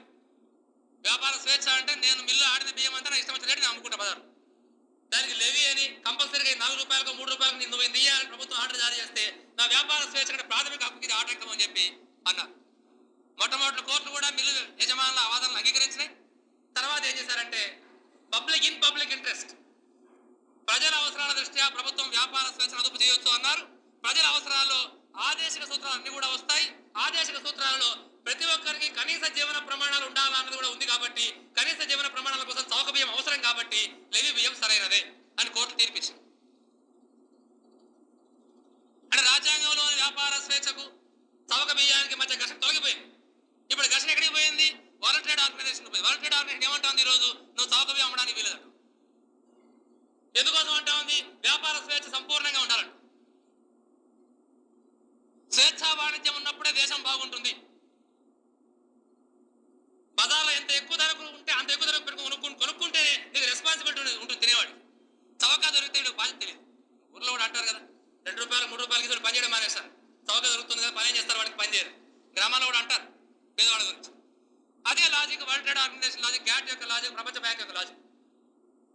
సబ్సిడీతో నువ్వు ఏది ఇచ్చినా సరే తీసుకునే వాడికి బాధ్యత ఉండదు కాబట్టి సబ్సిడీ ఇవ్వకూడదు, సంపూర్ణమైన వాణిజ్య స్వేచ్ఛ ఉండాలని చెప్పి వాళ్ళు మాట్లాడుతున్నారు. ఆ మాటల్లో భాగంగా క్రమక్రమంగా ఈ చవక బియ్యం అనే దాని ధర పెంచుకుంటూ ఎక్కడ తీసుకుపోతారంటే చవక అన్న మాట లేకుండా చేస్తే అప్పుడు మొత్తం తీసేయచ్చు. ఒక్కసారిగా ఫేర్ ప్రైస్ షాపులు తీసేస్తే గొడవ అవుతుంది. అందులో మన వాళ్ళు ఏం చేస్తారు, ₹2 ₹3.50, నెక్స్ట్ టైం ₹4.50, ₹5.50. ఇంక అక్కడికి పోతే ఏంది, బజార్లో కొనుక్కుంటే ఏంది అనుకున్నప్పుడు మూసేస్తే మీరే మూసేస్తే మీరు రావడం లేదు బజార్, మా చౌకటి వస్తే ప్రజలు మేము ఇచ్చేది రేషన్ కార్డులు వేస్ట్ అవుతుంది అని మూసేయచ్చు. ఇప్పుడు రాజ్యాంగం చట్టం కాదు, భారత రాజ్యాంగంలోని వ్యాపార స్వేచ్ఛ అనే ప్రాథమిక హక్కు అడ్డం రాలి, అది పోయింది. దాని కాలక్రమంలో దాని వ్యాఖ్యానాలు చాలా వచ్చేసినాయి. ఇప్పుడు ఏమంటే వస్తుంది, ప్రపంచ బ్యాంక్ యొక్క ఆదేశాలు, WTO యొక్క ఆదేశాలు, అంతర్జాతీయంగా రాజ్యం చేస్తున్న నూతన ప్రపంచ ఆర్థిక వ్యవస్థ యొక్క ఆదేశాలు, ప్రభుత్వ ఆసుపత్రులు, ప్రభుత్వ స్కూళ్లు, వీటన్నిటికి సంబంధించి ప్రత్యేకమైన బడ్జెట్ కేటాయింపులు ఉండాలా, దానికోసం సెస్ వసూలు చేయొచ్చు. దానికోసం వసూలు చేసే సెస్ అనేది వ్యాపారస్తుల మీద వసూలు చేస్తే దాన్ని కమర్షియల్ ట్యాక్స్, సేల్స్ ట్యాక్స్ లో కలిపేస్తే అది వ్యాపార స్వేచ్ఛకు ఆటంకం కాదు. ఎందుకంటే ఎడ్యుకేషన్ ఇదే డైరెక్టివ్ ప్రిన్సిపల్, అదొక ఆదేశిక సూత్రం. కాబట్టి పబ్లిక్ ఇంట్రెస్ట్ లో ఉన్నట్టే కోర్టులు తీర్పులు ఇస్తూ వస్తాయి. ఇవాళ రాజకీయ విధానమే మారిపోతుంది. ఏమని మారిపోతుంది అంటే, ప్రభుత్వ రంగంలో చదువు చెప్తే పంతులు చదువు చెప్పరు, పిల్లలు చదువుకోరు, అంతా ఫ్రీ అయితే ఎవరికి రెస్పాన్సిబిలిటీ ఉండదు, డబ్బెట్టు కొనుక్కుంటేనే బాధ్యత తెలుస్తుంది కాబట్టి ప్రైవేట్ చదువుకోండి మీరు అంటే మొత్తం చర్చ మళ్ళీ వెనక్కి తీసుకుంటారు. నేను అందుకే వాళ్ళు అంటున్నాను, సంక్షేమ రాజ్యం అనేది ఏదో ఒక వర్గ రాజ్యం, వర్గ పరిపాలన వాళ్ళు బూటకంగా ప్రవేశపెట్టినట్టు మేలి ముసుగు అంటే ఏం ప్రయోజనం? అదొక నాగరికత విలువగా ప్రపంచ నాగరికతలో భాగంగా రాజ్యానికి దండ ప్రయోగం మాత్రమే బాధ్యతగా ఉన్న రాజ్యానికి కాలక్రమంలో వచ్చినటువంటి కొత్త బాధ్యతల్లో భాగంగా సంక్షేమ బాధ్యత ఒకటి వచ్చింది. అనేక రకాల అసమానతలతో బాధపడుతున్న మూడో ప్రపంచ దేశాలలో ఈ అసమానతను తొలగించడమైన ముఖ్యమైన సంక్షేమ బాధ్యత రాజ్యానికి వచ్చింది. అదొక కాలక్రమంలో వచ్చింది, పోరాటాల ఫలితంగా వచ్చింది, ఉద్యమాల ఫలితంగా వచ్చింది, ప్రజాతంత్ర ఆకాంక్షల ఫలితంగా వచ్చింది. పరిపాలకులు దాన్ని ఎందుకోసం వాడుకున్నారు, ఏ రకంగా దాన్ని వాళ్ళు ఒక బూటకంగా వాడుకునే ప్రయత్నం చేశారు, అది వేరే సంగతి. In principle by itself దానంతటి ఆ సంక్షేమ అనే విలువ అది బూటకం కాదు, అది మేలు ముసుగు కాదు, అదొక పాజిటివ్ వాల్యూ. పరిపాలన వ్యవస్థకు సమాజం పట్ల ఉండే బాధ్యత ఒక positive value, rule of law. చట్టబద్ధమైన పరిపాలన కూడా ఆచరణలో చట్టబద్ధమైన పరిపాలన అనేది డబ్బులుండే వాళ్ళకేమో చట్టాన్ని అడ్డం పెట్టుకొని తమ కాపాడుకోవడానికి, పైసలు లేని వాళ్ళకేమో చట్టాన్ని వర్తింపజేయకుండా, కోర్టులు ఖాతరు చేయకుండా కొట్టి చంపడానికి వాడుకున్నారన్నది వేరే సంగతి, దాన్ని వ్యతిరేకించడం వేరే సంగతి. In principal rule of law అనేది చట్టబద్ధమైన పరిపాలన అనేది ఒక నాగరికత విలువ. దండం పెట్టుకుని ఇష్టారాజ్యంగా పరిపాలన చేస్తాడు రాజు అనే దశ నుంచి ఆ దండానికి ఒక చట్టం ఉండాలి, చట్టం ప్రకారం దండాన్ని ప్రయోగించాలి. ఆ చట్టానికి కూడా కొన్ని ప్రాథమిక హక్కులు అడ్డం ఉండాలి. ఆ ప్రాథమిక హక్కులు లోబడిన చట్టాలు మాత్రమే ఉండాలి. ఆ ప్రాథమిక హక్కులు కూడా కనీస మానవతా సూత్రాల ప్రకారం ఉండాలి. ఇవన్నీ కూడా రాజ్యానికి వచ్చిన, రాజ్యాన్ని పరిమితం చేసే కొత్త విలువలుగా చరిత్రలో ముందుకు వచ్చినాయి. వాటిలో భాగంగానే ఈ రోజు భారత రాజ్యానికి వచ్చిన 2 విలువలు నేను ప్రస్తావించాను ఇంత ముందు. ఒకటి డెవలప్మెంట్ అనేది, రెండోది వెల్ఫేర్, ఆర్థిక అభివృద్ధి, సామాజిక సంక్షేమం. ఇప్పుడు ఏం జరుగుతోందంటే ఈ 5-6 ఏళ్ళగా, దాదాపు ఇంకొక 10 ఏళ్ళగా చెప్పుకోవచ్చు, ఈ 2 బాధ్యతలు నాకు లేవు. నాకు మళ్ళీ ఏం బాధ్యత ఉంది అంటే పోలీస్ బాధ్యత మాత్రం. స్టేట్ అంటే పోలీస్ స్టేషన్, రాజు అంటే దండము, దండం అంటే రాజును మను ఏది చెప్పాడు చాలా కాలం కింద, ఇవాళ రాజు అంటే దండమే అని మన ప్రభుత్వం అంటా ఉంది. మళ్ళీ ఇంకా వేరే ఏమీ లేదు. దీన్ని మనం నాగరికతా క్రమంలో అభివృద్ధి చేసిన ఒక విలువ యొక్క విధ్వంసంగా, పతనంగా మనం వ్యతిరేకించాల్సిన అవసరం. ఎందుకు అవసరం ఉంది అంటే, ఈ మేరకైనా ఈ విలువను మనం కాపాడుకోగలిగితే, ఈ మేరకైనా ప్రజల హక్కులను కాపాడుకోగలిగితే ఇంకిన్ని ఎక్కువ హక్కులు సాధించుకోవడానికి, పురోగమనానికి మనకు ఒక ప్రాతిపదిక అనేది ఉంటుంది. దాన్ని దృష్టిలో పెట్టుకుని మనం సంక్షేమం అనే విషయాన్ని గురించి ఆలోచించాలి. ఇవాళ ఏ సంక్షేమ చర్యల గురించి మనం మాట్లాడుతూ వస్తున్నాము, చాలా ప్రాథమికమైన ఆదేశిక సూత్రం, నేను దాని గురించి వివరించి నేను ముగిస్తాను, తర్వాత మనం చర్చించుకుందాం. చాలా ప్రాథమికమైన ఆదేశిక సూత్రం ఆర్టికల్ 39లో B and C అని ఉంటాయి. దీనికి పూర్తిగా భిన్నమైన నూతన ఆర్థిక విధానం. ఆ B and C కలిపి ఏమంటాయంటే, ఎగ్జాక్ట్ వర్డింగ్ అనవసరం, ఇప్పుడు దేశ సంపద కొద్ది మంది చేతిలో కేంద్రీకృతం కావడానికి వీల్లేదు, కొద్ది మంది ప్రయోజనాల కోసం మెజారిటీ ప్రయోజనాలు దెబ్బతీయడానికి వీల్లేదు, ఆ రకమైన ఆర్థిక వ్యవస్థ ఉండడానికి వీల్లేదు అనేది article 39 class B and C లో ఉన్నటువంటి ఒక ఆదేశిక సూత్రం. ఆర్టికల్ 31ని అంటే ఒక ప్రాథమిక హక్కును, ప్రైవేట్ ఆస్తిని రద్దు చేస్తూ ఇందిరాగాంధీ 31A, 31B, 31C పెట్టినప్పుడు మొట్టమొదటి వచ్చిన సవరణ ఏంటి అంటే ఇప్పుడు నేను చెప్పిన ఈ 39B అండ్ C అంటే దేశ సంపద కొద్దిమంది చేతుల్లో కేంద్రీకృతం కావడానికి వీల్లేదు, మెజారిటీ యొక్క ప్రయోజనాలకు నష్టకరంగా పరిణమించడానికి వీల్లేదు అనే ఈ ఆదేశిక సూత్రాలను అమలు చేయడం కోసం ప్రభుత్వం ఏం చేసినా అది ప్రాథమిక హక్కులకు భంగకరమైన ప్రసిద్ధానికి వీల్లేదని చెప్పి మొట్టమొదటి రాజ్యాంగ సవరణ చేసింది. ఆ రాజ్యాంగ సవరణ అమలయ్యింది. మినర్వా మిల్స్ కేసులో అది రాజ్యాంగబద్ధమైన సుప్రీంకోర్టు తీర్పు ఇచ్చింది. ఇవాళ ప్రభుత్వానికి ఏమీ అడ్డం లేదు, రాజకీయ సంకల్పం తప్ప. సంకల్పం ఏమైపోయింది వాళ్ళ అంటే 39B, Cని మొత్తం పక్కకు పెట్టేసి దేశ సంపద కొద్దిమంది చేతుల్లో ఉంటేనే అందరికీ మంచిది సూత్రం ఇవ్వడం. దేశ సంపద కొద్దిమంది చేతుల్లో కేంద్రీకృతం అయితేనే అందరికీ మంచిది. వాళ్ళని బ్రహ్మాండంగా డెవలప్ చేస్తారు, మిగిలిన వాళ్ళు 4 ముక్కలు వేస్తారు, 4 మెతుకులు వేస్తారు, వీళ్ళు తింటారు. అప్పుడే తిండి దొరుకుతుంది. ఒకేసారి అందరికి కావాలంటే ఏం దొరకదు. కొంతమంది చేతిలో కేంద్రీకృతం కావడం మెజారిటీ ప్రయోజనాలకు భంగకరమైన ఆలోచనే తప్పు. ఆస్తులు పెంచుకునే అవకాశం ఎంత ఉంటే డెవలప్మెంట్ అంతగా వస్తుంది. అదే డెవలప్మెంట్ అంతగా వస్తుందని వేరే డెవలప్మెంట్ ఏదో ఉందని కాదు. ఆస్తులు పెంచుకునే అవకాశం ఎంత ఉంటే అదే డెవలప్మెంట్ కాబట్టి డెవలప్మెంట్ వచ్చినట్టే అనే సూత్రాలు ఇవాళ ప్రపంచంలో నూతన ఆర్థిక వ్యవస్థీకరణ ప్రయత్నం చేస్తున్నారు. దాంట్లో భాగంగా ఆదేశాలుగా ముందుకు వస్తున్నాయి. అవి ప్రభుత్వ రాజకీయ విధానంలో భాగంగా కూడా ముందుకు వస్తున్నాయి. దాంతో ఏమవుతుంది అంటే చాలా కాలం పాటు భారతదేశంలో ప్రజా ఉద్యమాలు పోరాడి సాధించుకున్నటువంటి సంక్షేమ విలువలన్నీ కూడా వాటికి వ్యవస్థలో స్థానం లేకుండా పోయే పరిస్థితి. ఈ నేపథ్యంలో అనుకుంటాను నేను ఈరోజు మనం ఇవాళ పరిస్థితులు అన్నిటి గురించి ఆలోచించాల్సిన అవసరం ఉంది. ఇవాళ మధ్యాహ్నం నుంచి రేపటి వరకు జరగబోయే చర్చ కూడా ఇది నేపథ్యంగా ఉంటుందని భావిస్తున్న ఈ విషయాన్ని మీకు చెప్పడం జరిగింది. అందువల్ల మనం ఈరోజు ప్రభుత్వ విధానాలు ఏవైతే రాజ్యాంగంలో fundamental to the governance of the country చెప్పబడ్డాయో ఆ సంక్షేమ సూత్రం ఎందుకోసం అంటే కేవలం రాజ్యాంగంలో చెప్పారు కాబట్టి రాజ్యాంగం పవిత్రం కాబట్టి అని కాదు. రాజ్యాంగంలో చెప్పడానికి వెనక చరిత్ర ఉంది కాబట్టి ప్రజా పోరాటాల నేపథ్యం ఉంది కాబట్టి మన పూర్వీకుల పోరాటాలని మనం ఈరోజు ఓన్ చేసుకుంటూ వాటి వెలుగులో మాత్రమే పరిపాలన సాగాల. దానికి భిన్నంగా పోయేది ఈ రాజ్యాంగాన్ని ప్రభుత్వమే తిరస్కరించినటువంటి పరిపాలన. మామూలుగా ఏదైనా పోరాటాలు ఉద్యమాలు చేస్తే అంటుంటారు attempt overthrow the lawfully established authority, చట్టం ప్రకారం నెలకొల్పబడినటువంటి అధికారాన్ని ధిక్కరించడానికో కూలవేయడానికో నువ్వు ప్రయత్నం చేస్తున్నావు కేసులు పెడుతుంటావు. నీది లాఫుల్లీ ఎస్టాబ్లిష్డ్ అథారిటీ అయినా ఈరోజు లా అంటే కాన్స్టిట్యూషన్ ఇది ఫండమెంటల్ లా, చట్టానికి పునాది రాజ్యాంగం. రాజ్యాంగంలో చాలా ముఖ్యమైనది fundamental to the governance of the country అని చెప్పేది ఆదేశిక సూత్రం. దాంట్లో చాలా కీలకమైనది ఆర్టికల్ 39లో B and C అంటే దేశ సంపద కొద్దిమంది చేతుల్లో కేంద్రీకృతమే మెజారిటీ నష్టకరంగా పరిణమించకూడదని. దానికి భిన్నమైన విధానాలు రాస్తున్నప్పుడు నీది అసలు ఈరోజు లాఫుల్లీ కాన్స్టిట్యూట్ అథారిటీ అనేది అసలు దీన్ని వ్యతిరేకించడం నేరం కాగలుగుతుందా నీ చట్టం ప్రకారమైనా సరే అనే ప్రశ్న దగ్గర మొదలుపెట్టి రాజ్యాంగం మీద ఒట్టుపెట్టి పరిపాలించేవాడు రాజ్యాంగాన్ని పూర్తిగా భిన్నమైన విధానాలు ఆచరించడానికి మీకు హక్కు ఉంటుందా? మీది పరిపాలనేనా? మీరు రాజీనామా చేయడం మొత్తం అన్ని పార్టీలు రాజీనామా చేసి బయటకు వచ్చి ఈ రాజ్యాంగం బాగలేదు, ఈ పార్ట్ 4 మొత్తం తీసేద్దాము, సంక్షేమానికి అవకాశమే లేని రాజ్యాంగం రాసుకుందామని చెప్పి మీరు ఓట్లకు రండి, ఎన్నికలకు రండి, అప్పుడు కావాలంటే ప్రజలు చెప్తారు తమ తీర్పు. ఈ రాజ్యాంగాన్ని అమలు చేస్తామని చెప్పి ఎన్నికలకు నిలబడి మీలో ఎవరు కొంచెం బాగా చేస్తారో ఎవరు కొంచెం బాగా చేయరో ఆలోచన ఓట్లు వేయండి, ఆ తర్వాత రాజ్యాంగం సంబంధం పరిపాలన చేస్తాము అంటే అది కుదరదు.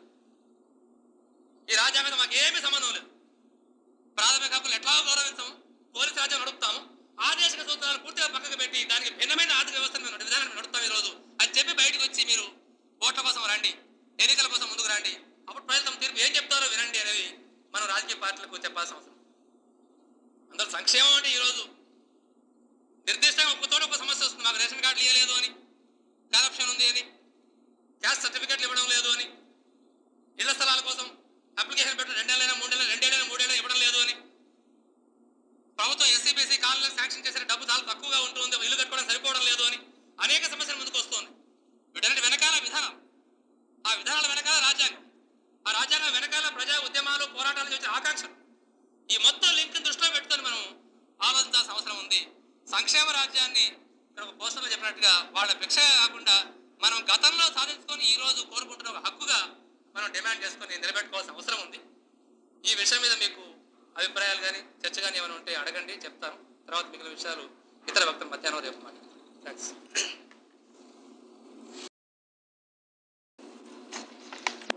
వాస్తవానికి ఏ రకమైన పన్నులు వసూలు చేస్తున్నారు కానీ మనం చూస్తే ఎక్కువ భాగం పూర్తి పేదవాడిని కాదు కానీ మధ్యతరగతి దిగుమతి తరగతి కట్టే పన్నులు ఎక్కువ ఉంటున్నాయి.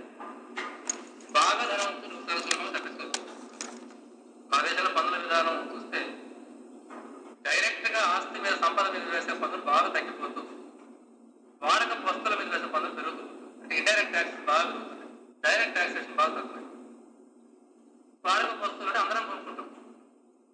బస్సులో ప్రయాణం చేసినప్పుడు పన్ను కట్టాలా, సిగరెట్ కొనుక్కున్న పన్ను కట్టాలా, బియ్యం కొనుక్కున్న పన్ను కట్టాలా, చక్కెర కొనుక్కున్న పన్ను కట్టాలా. కాబట్టి వినియోగదారులు అందరూ కూడా ఈ పన్నులు కడతారు, ఇండైరెక్ట్ ట్యాక్స్. మీరు పెంచుకుంటూ పోతే ఏమవుతుంది? కింది వర్గాలు కూడా నిత్య జీవనం కోసం తాము చేసే ప్రతి కొనుగోలు మీద పన్ను కట్టడం ద్వారా వాళ్ళందరూ ట్యాక్సేషన్ కంట్రిబ్యూట్ చేస్తున్నారు. ఇవే పెంచుతారు ప్రతి సంవత్సరం. ప్రత్యక్ష పన్నులు మాత్రం చాలా మొత్తం పన్నులో దాన్ని ప్రపోజల్ తగ్గుతూ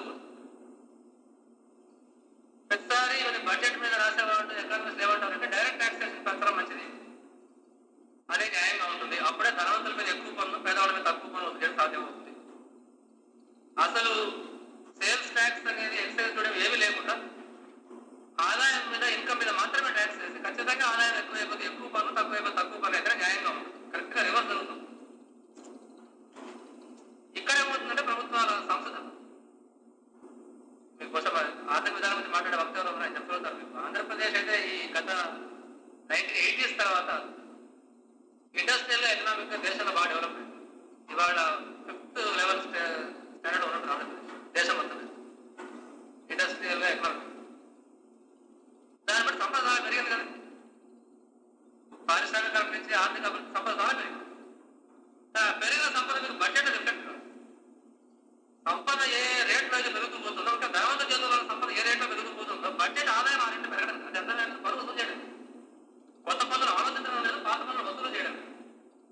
చేయని ఏమాత్రం పెడతారంటే మీరు తాగాలి, లేకపోతే మేము పరిపాలిస్తున్నాం.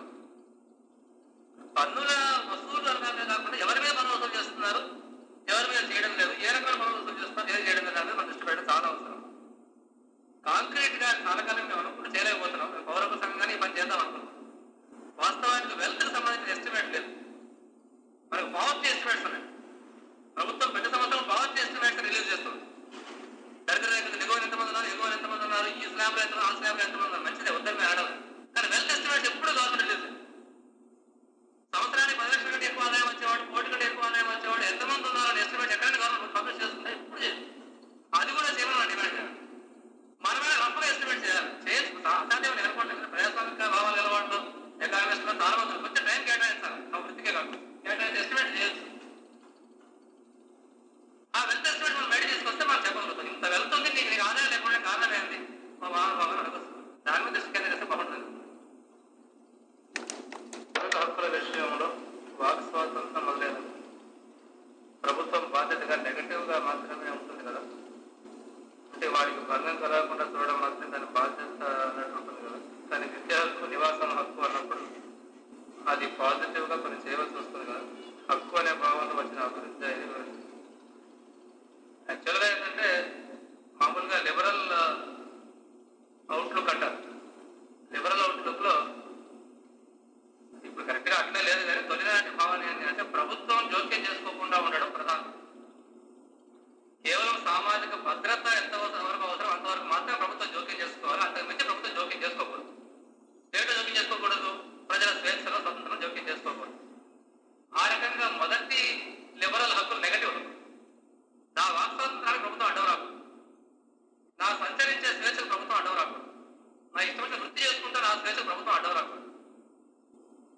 ఒకవేళ నేనేదో తప్పు చేస్తే నన్ను విచారించడంలో ప్రభుత్వం ఇష్టం వచ్చి ప్రవర్తించడానికి వీలు లేదు. ఒక ప్రొసీజర్ ఫాలో కావాలి. 24 hours కోర్టు ప్రొడ్యూస్ చేయాలి, ఛార్జ్ షీట్ పెట్టాలి, ట్రయల్ నడపాలి, అప్పీల్కి అవకాశం ఉండాలి.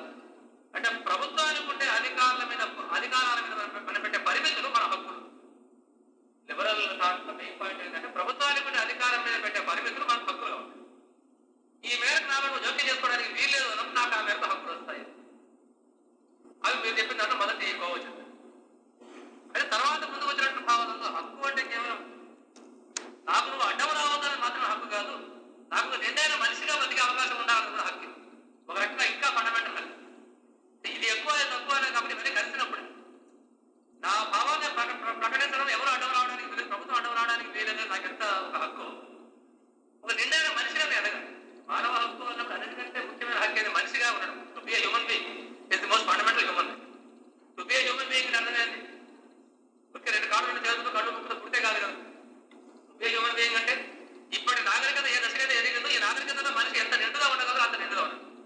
సాధించిన విజ్ఞానం కానీ, ఆ నాగరికత సాధించినటువంటి సాంకేతిక నైపుణ్యం కానీ, ఇవన్నీ కూడా పొందే అవకాశం కలిగి ఉండదు. పొందలేకపోతే ఇష్టం లేకపోతే లేదు, పొందే అవకాశం అందరికీ సమానంగా ఉండాలంటే that is the most fundamental human right. అప్పుడు పాజిటివ్ వస్తుంది. దాంట్లో విద్య కానీ, నివాసం కానీ, విజ్ఞానం పొందే అవకాశాలు కానీ, సమాన స్థితిగతులు, సమాన గౌరవం, సమాన హోదా, ప్రతిపత్తి ఇవన్నీ కూడా ఇవన్నీ దాంట్లో వస్తుంది. ఇప్పుడు హక్కు అన్నప్పుడు మొదట్లో లిబరల్ సంప్రదాయం నెగటివ్ గా ఉంది. నెగటివ్ అంటే పరికారమే కాదు, ప్రభుత్వానికి పరిమితులు పెట్టిన సెన్స్ ఆఫ్ నెగటివ్. ప్రభుత్వానికి పరిమితులు పెట్టిన మేరకు మనకు స్వేచ్ఛ పెరుగుతుంది. ఆ సెన్స్ లో మాత్రమే నెగటివ్. మనకు పాజిటివ్ అప్పుడు కూడా మనకు పాజిటివ్ స్వేచ్ఛగా మాట్లాడుకున్న పాజిటివ్ అనే కదా.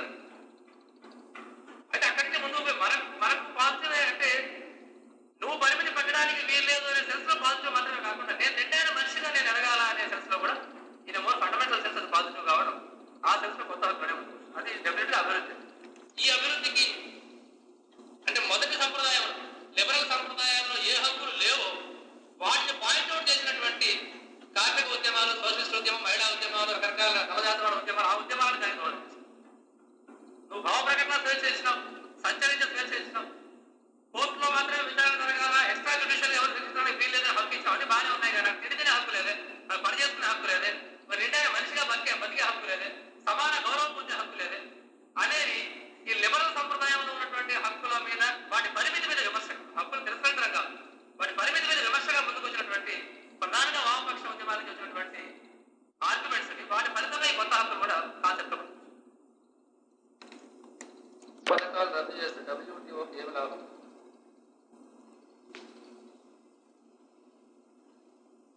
వాళ్ళ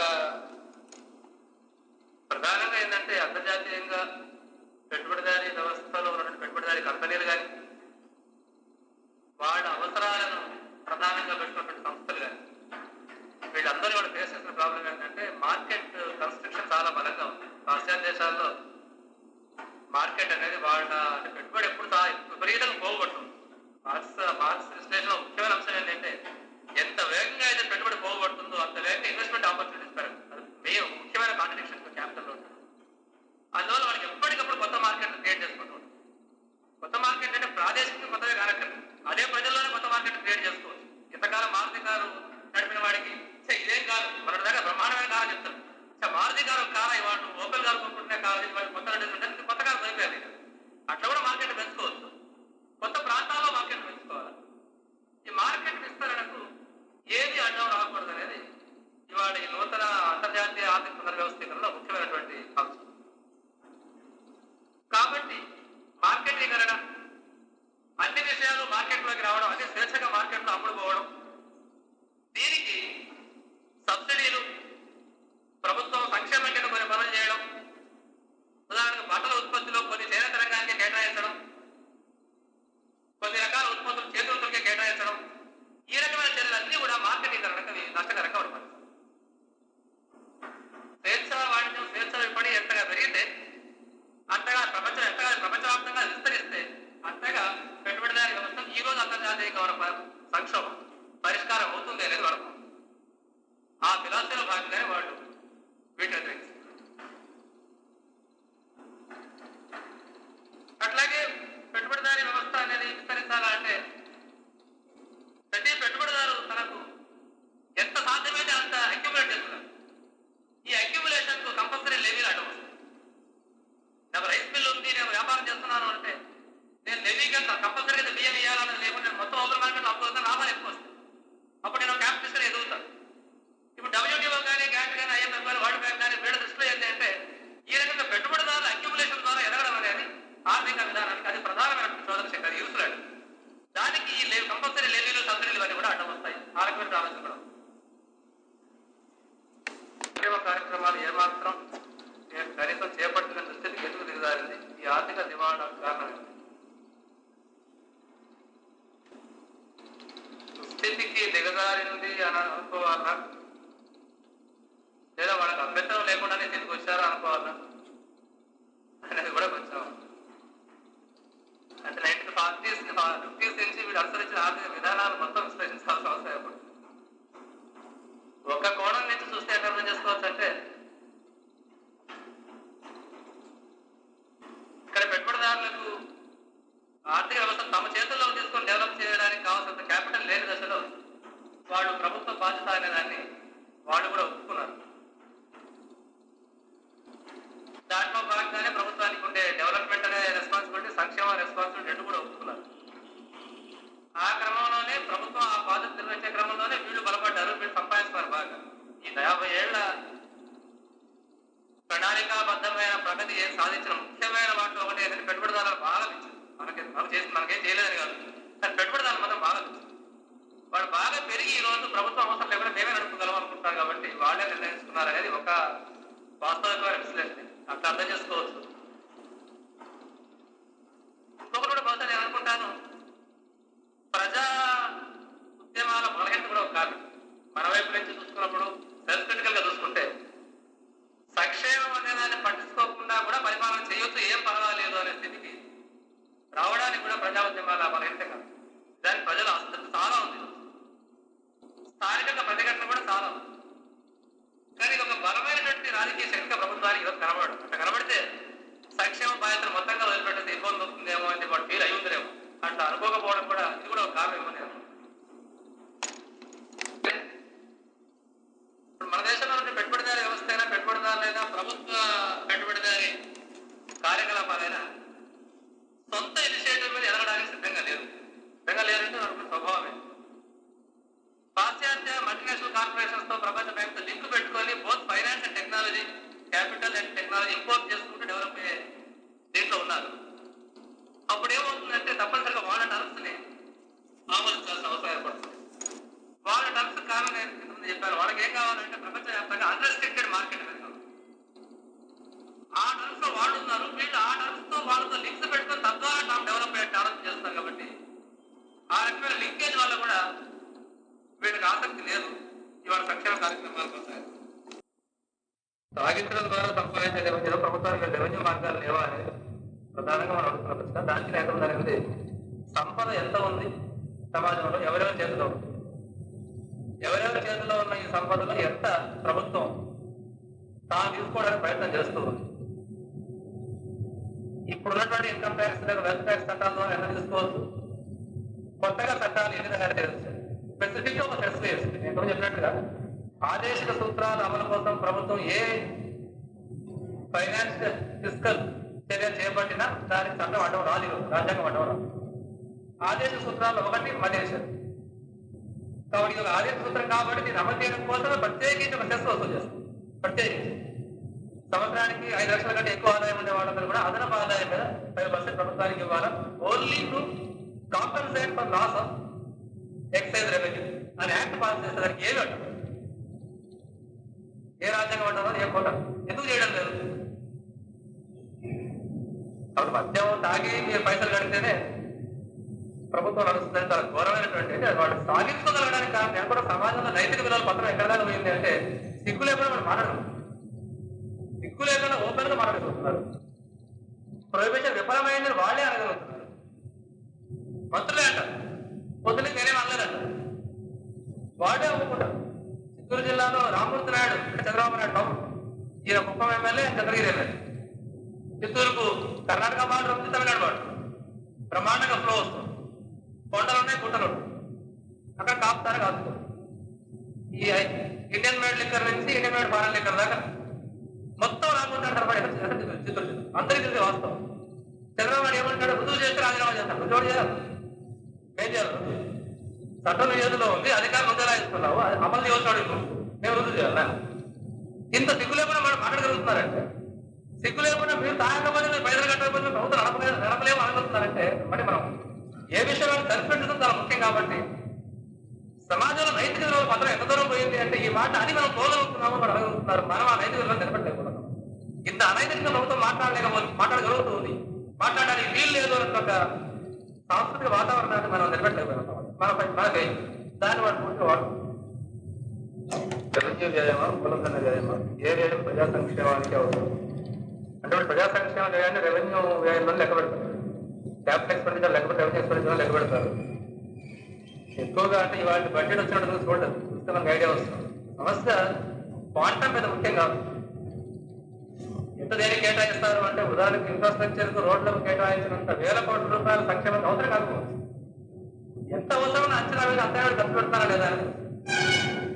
వరంగల్లో ఒకసారి కలెక్టర్తో మాట్లాడుతుంటే ఇది ప్రభుత్వ మద్య నిషేధానికి ముందు రెగ్యులేటర్ మద్య నిషేధం ఉండేది. వాడు కొన్నాళ్ళు బలవంతంగా పగలగొట్టే చేసుకోండి.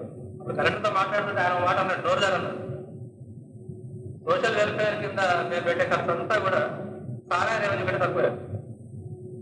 IAS officer, senior IAS officer ఏమంటే ప్రభుత్వం పెట్టే ఖర్చు అంటే సారాయి దాని పేదవాడు మొత్తం ఎంతైతే ప్రభుత్వాన్ని చెల్లిస్తారో కాంట్రాక్ట్ చేసేది పోలేదు, ప్రభుత్వాన్ని చెల్లించింది. దానికంటే తక్కువ సోషల్ వెల్ఫేర్ ఖర్చు పెడుతున్నారు. ఇక్కడ విషయం ఏంటంటే వాస్తవికంగా సాహిత్య సంక్షేమం అంటే ఆర్టికల్ 38 చెప్పారు. కాంక్రీట్ ఆర్థిక అవసరాలు, అవకాశాలు, సదుపాయాలు, ఫెసిలిటీస్, రైట్స్, వీటిని లేని వాళ్ళు కల్పించడం, సమానత అవకాశాలు, సమానత్వాన్ని కోసం ఫెసిలిటీస్ కల్పించడం కోసం ప్రత్యేకమైన కృషి ప్రభుత్వం చేయాలి. అది ఏ రంగంలో ఎంత చేయాలో ఎంత దానికి ఖర్చు వస్తుంది వస్తుంది. ఇప్పుడు ఏం జరుగుతుందంటే చాలా విషయాల్లో చాలా మంది ఆశ్చర్యపోతారు. దళిత ఉద్యమం పెరిగింది, దళిత ఉద్యమం చైతన్యం పెరిగింది, దళితులకు అవసరాలు చాలా ఉన్నాయి, కానీ ఎస్సీ కార్పొరేషన్ ఫండ్స్ ఎప్పుడు వెనక్కిపోతే పెడతాం. ఎందుకు వెనక్కిపోతాయి?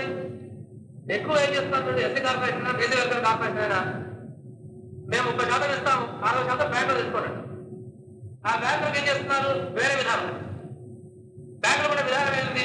వయబిలిటీ ప్రకారం మాత్రమే లోన్స్ చేయండి. వయబిలిటీ ప్రకారం లోన్స్ అంటే అర్థం ఏంటి? అప్పు అప్లికేషన్ పెట్టడం తీసుకోగలరా లేదా? వాడు డిఫాల్టర్ అయినా, వాడు సెక్యూరిటీ పెట్టలేకపోయినా, లేకపోతే వాడు అనుమానం వచ్చినా నేను ఇవ్వబో అంటారు. ఈ క్యాష్ ఫైల్ ఇస్తే మళ్ళీ వెనక్కి కలెక్టర్ గారు తిరిగిపోతారు. చాలా మంది ఈ అనుభవం ఉందనుకుంటా, మనం పోతూనే ఉంటాం. ఎస్సీ కార్పొరేషన్ ఈడీ దగ్గర, కలెక్టర్ దగ్గర పోయి అప్లికేషన్ పెడతాం. ఏదో ఇస్తారు, గొర్రెల పెంపకాలు, రిక్షాక, ఆటో రిక్షా తెలుగు ఇస్తారంట. బ్యాంక్ లోన్ 60% నువ్వు తెచ్చుకుంటే 30% మార్జిన్ మేము ఇస్తాం, 10% సబ్సిడీ ఇస్తాం. బ్యాంక్ దగ్గరికి పోతే ఏమో వయబిలిటీ లేదంట. ఆ ఫండ్స్ అన్ని వెనక్కిపోయి కొన్ని స్కీములు మాత్రమే ఎస్సీ కార్పొరేషన్ డైరెక్ట్ తనే మొత్తం ఇస్తూ అక్కడ ఇచ్చిన మాత్రమే ఇక్కడ అందుతాం. ఇట్లా కాకుండా విధానాలు క్లియర్ గా ఉంటాయి. ఇల్లు శాంక్షన్ చేస్తారు, SC housing colony, BC housing colony sanction చేస్తారు. ఇప్పటికీ 12,000 13,000 వెళ్తుంది అంతే. అది చాలా ఏళ్ళు అట్లే ఇస్తారు. దాంట్లో సగం ఇల్లు కూడా కాదు, పెంచమంటే పెంచాలి. చాలా మంది కలెక్టర్తో మేము మాట్లాడినప్పుడు మేము రాస్తున్నాం గవర్నమెంట్ కనీసం 20,000 పెంచకపోతే ప్రయోజనం లేదు, ధరలు పెరిగినాయని చెప్పి లేదు గవర్నమెంట్ పెంచదు. ఈ బెనిఫిషియరీ ఏం చేయాలా? సొంతగా పైసలు అప్పు చేసుకుని దాన్ని జత చేసుకుని కట్టుకోవాలా. సాధ్యం కాకపోతే ఇల్లు రాదు. చాలా మంది ఏం చేస్తారంటే గోడలు కట్టుకోకుండా స్తంభాలు కట్టుకొని రూట్ వేసుకొని పడుకుంటారు దగ్గర. ఇట్లా అస్తవ్యస్తమైన అమలు సంక్షేమ పథకాలు, సక్రమమైన ఆలోచన లేకపోవడం, బ్యాంకులకు ఆదేశాలు లేవు.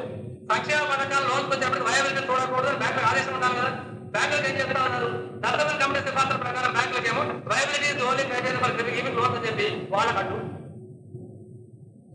ఆ సంబంధంలో 40% లోన్స్ వీకర్ సెక్షన్స్ ఇవ్వాలా, ఫార్మర్స్ ఇవ్వాలా, స్మాల్ స్కేల్ సెక్టర్కి ఇవ్వాలి, అవన్నీ పక్కకు పోయినాయి. బ్యాంకులకు ఆదేశాలు. ఇక్కడ ఎస్సీ కార్పొరేషన్ వాళ్ళు, బీసీ కార్పొరేషన్ వాళ్ళు బ్యాంకులను అమర్చుకోవాలని చెప్పి వీళ్ళకి సలహాలు ఇవ్వడం. ఇది పోవాలి. ఎంత గ్రాంట్ కేటాయిస్తారనేది ముఖ్యమైన అంశం. పెద్ద పాఠం అవసరం కూడా కాకపోతే ద్వారా ఒక హక్కుపడి సంక్షేమాన్ని ప్రజా వ్యతిరేకులు హైజాక్ చేసి ముసుగుగా మిగిలించుకున్నారా, లేదా ఆ ముసుగును కూడా ఇంకా కొనసాగించ వీరుడే అనే స్థితికి ప్రజా వ్యతిరేక ప్రభుత్వాలు వచ్చాయి. వాడు ముసుగుగా మిగిలించుకున్నా, ముసుగన్నా కొంచెం జరగాలి ఏదో.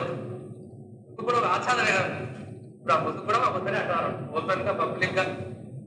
మన స్టేట్ లో అయితే ఎడ్యుకేషన్ సంబంధించి ఓపెన్ గా మాట్లాడడం చాలా జనార్దన్ రెడ్డి ముఖ్యమంత్రి కావడం మొదలుపెట్టాం. మేము నడపలేము, ప్రభుత్వం ప్రైవేట్ రంగానికి అప్పగిస్తాం. ఆర్టీసీ గురించి మాట్లాడతాం, మేము నడపలేము, మా వల్ల కాదు, ఆర్టీసీ లాసులు వస్తుంటుంది, ప్రైవేట్ రంగానికి అప్పగిస్తాం. ఇదే ట్రాన్స్పోర్ట్ మినిస్టర్ ప్రైవేట్ గా బస్సులు ప్రైవేట్ గా నడుపుతారు. ట్రాన్స్పోర్ట్ మినిస్టర్ ఆఫీస్ నడపడం నష్టాలు వస్తాయి. దాని రాజకీయ ఆయన గారు నడపడం నీకు చేయాలైతే ట్రాన్స్పోర్ట్ విషయంలో నడపలేము, సొంత కంపెనీ ఎట్లా నడుపుతావు? వాడు ముసుగు కూడా అవసరం లేదనే తిరిగి పడుతున్నారు. అనేక హక్కులు ప్రయాణ ఉద్యమాల వల్ల చేకూరిన వాటిలో సందేహం లేదు. రాజ్యాంగంలోని ప్రాథమిక హక్కులలోని వ్యాపార ఆస్తి హక్కులను ఉంచి సంక్షేమ విషయాల్లో ఆదేశ సూత్రాల శాసనం గమనిస్తే రాజ్యాంగాన్ని రూపొందించడం అని స్వార్థం గురి చేసే నిర్మాణం లేదంటారు. ఒకటి, ప్రాథమిక హక్కుల్లో కేవలం వ్యాపార స్వేచ్ఛ, ఆస్తి హక్కు మాత్రమే లేవు. సంక్షేమాన్ని, సమానత్వాన్ని సాధించుకోవడానికి చాలా అవసరమయ్యే ఇతర పౌర హక్కులు కూడా ఉంది. దురుద్దేశం ఉందా అని ప్రశ్నలు వేసుకునేటప్పుడు వాడు ఏం దేన్ని ఎక్కడెక్కడ పెట్టారని కాదు. సమానత్వం సాధించుకోవాలన్నా, ఆర్థిక సాంఘిక సమ ప్రతిభ సాధించుకోవాలన్నా దానికి వాక్ స్వాతంత్రం కావాలి, సమావేశ హక్కులు కావాలి, సంఘటన హక్కు కావాలి, వ్యక్తులు వీడి పోలీస్ చర్యలకు వ్యతిరేకంగా హక్కులు కావాలి. అవన్నీ రాజ్యాంగంలో ప్రాథమిక హక్కులుగానే ఒకటి. అమలు విషయంలో కూడా కాలక్రమంలో మొదట్లో కోరుతున్నంత నెగటివ్ ఇప్పుడు లేవు.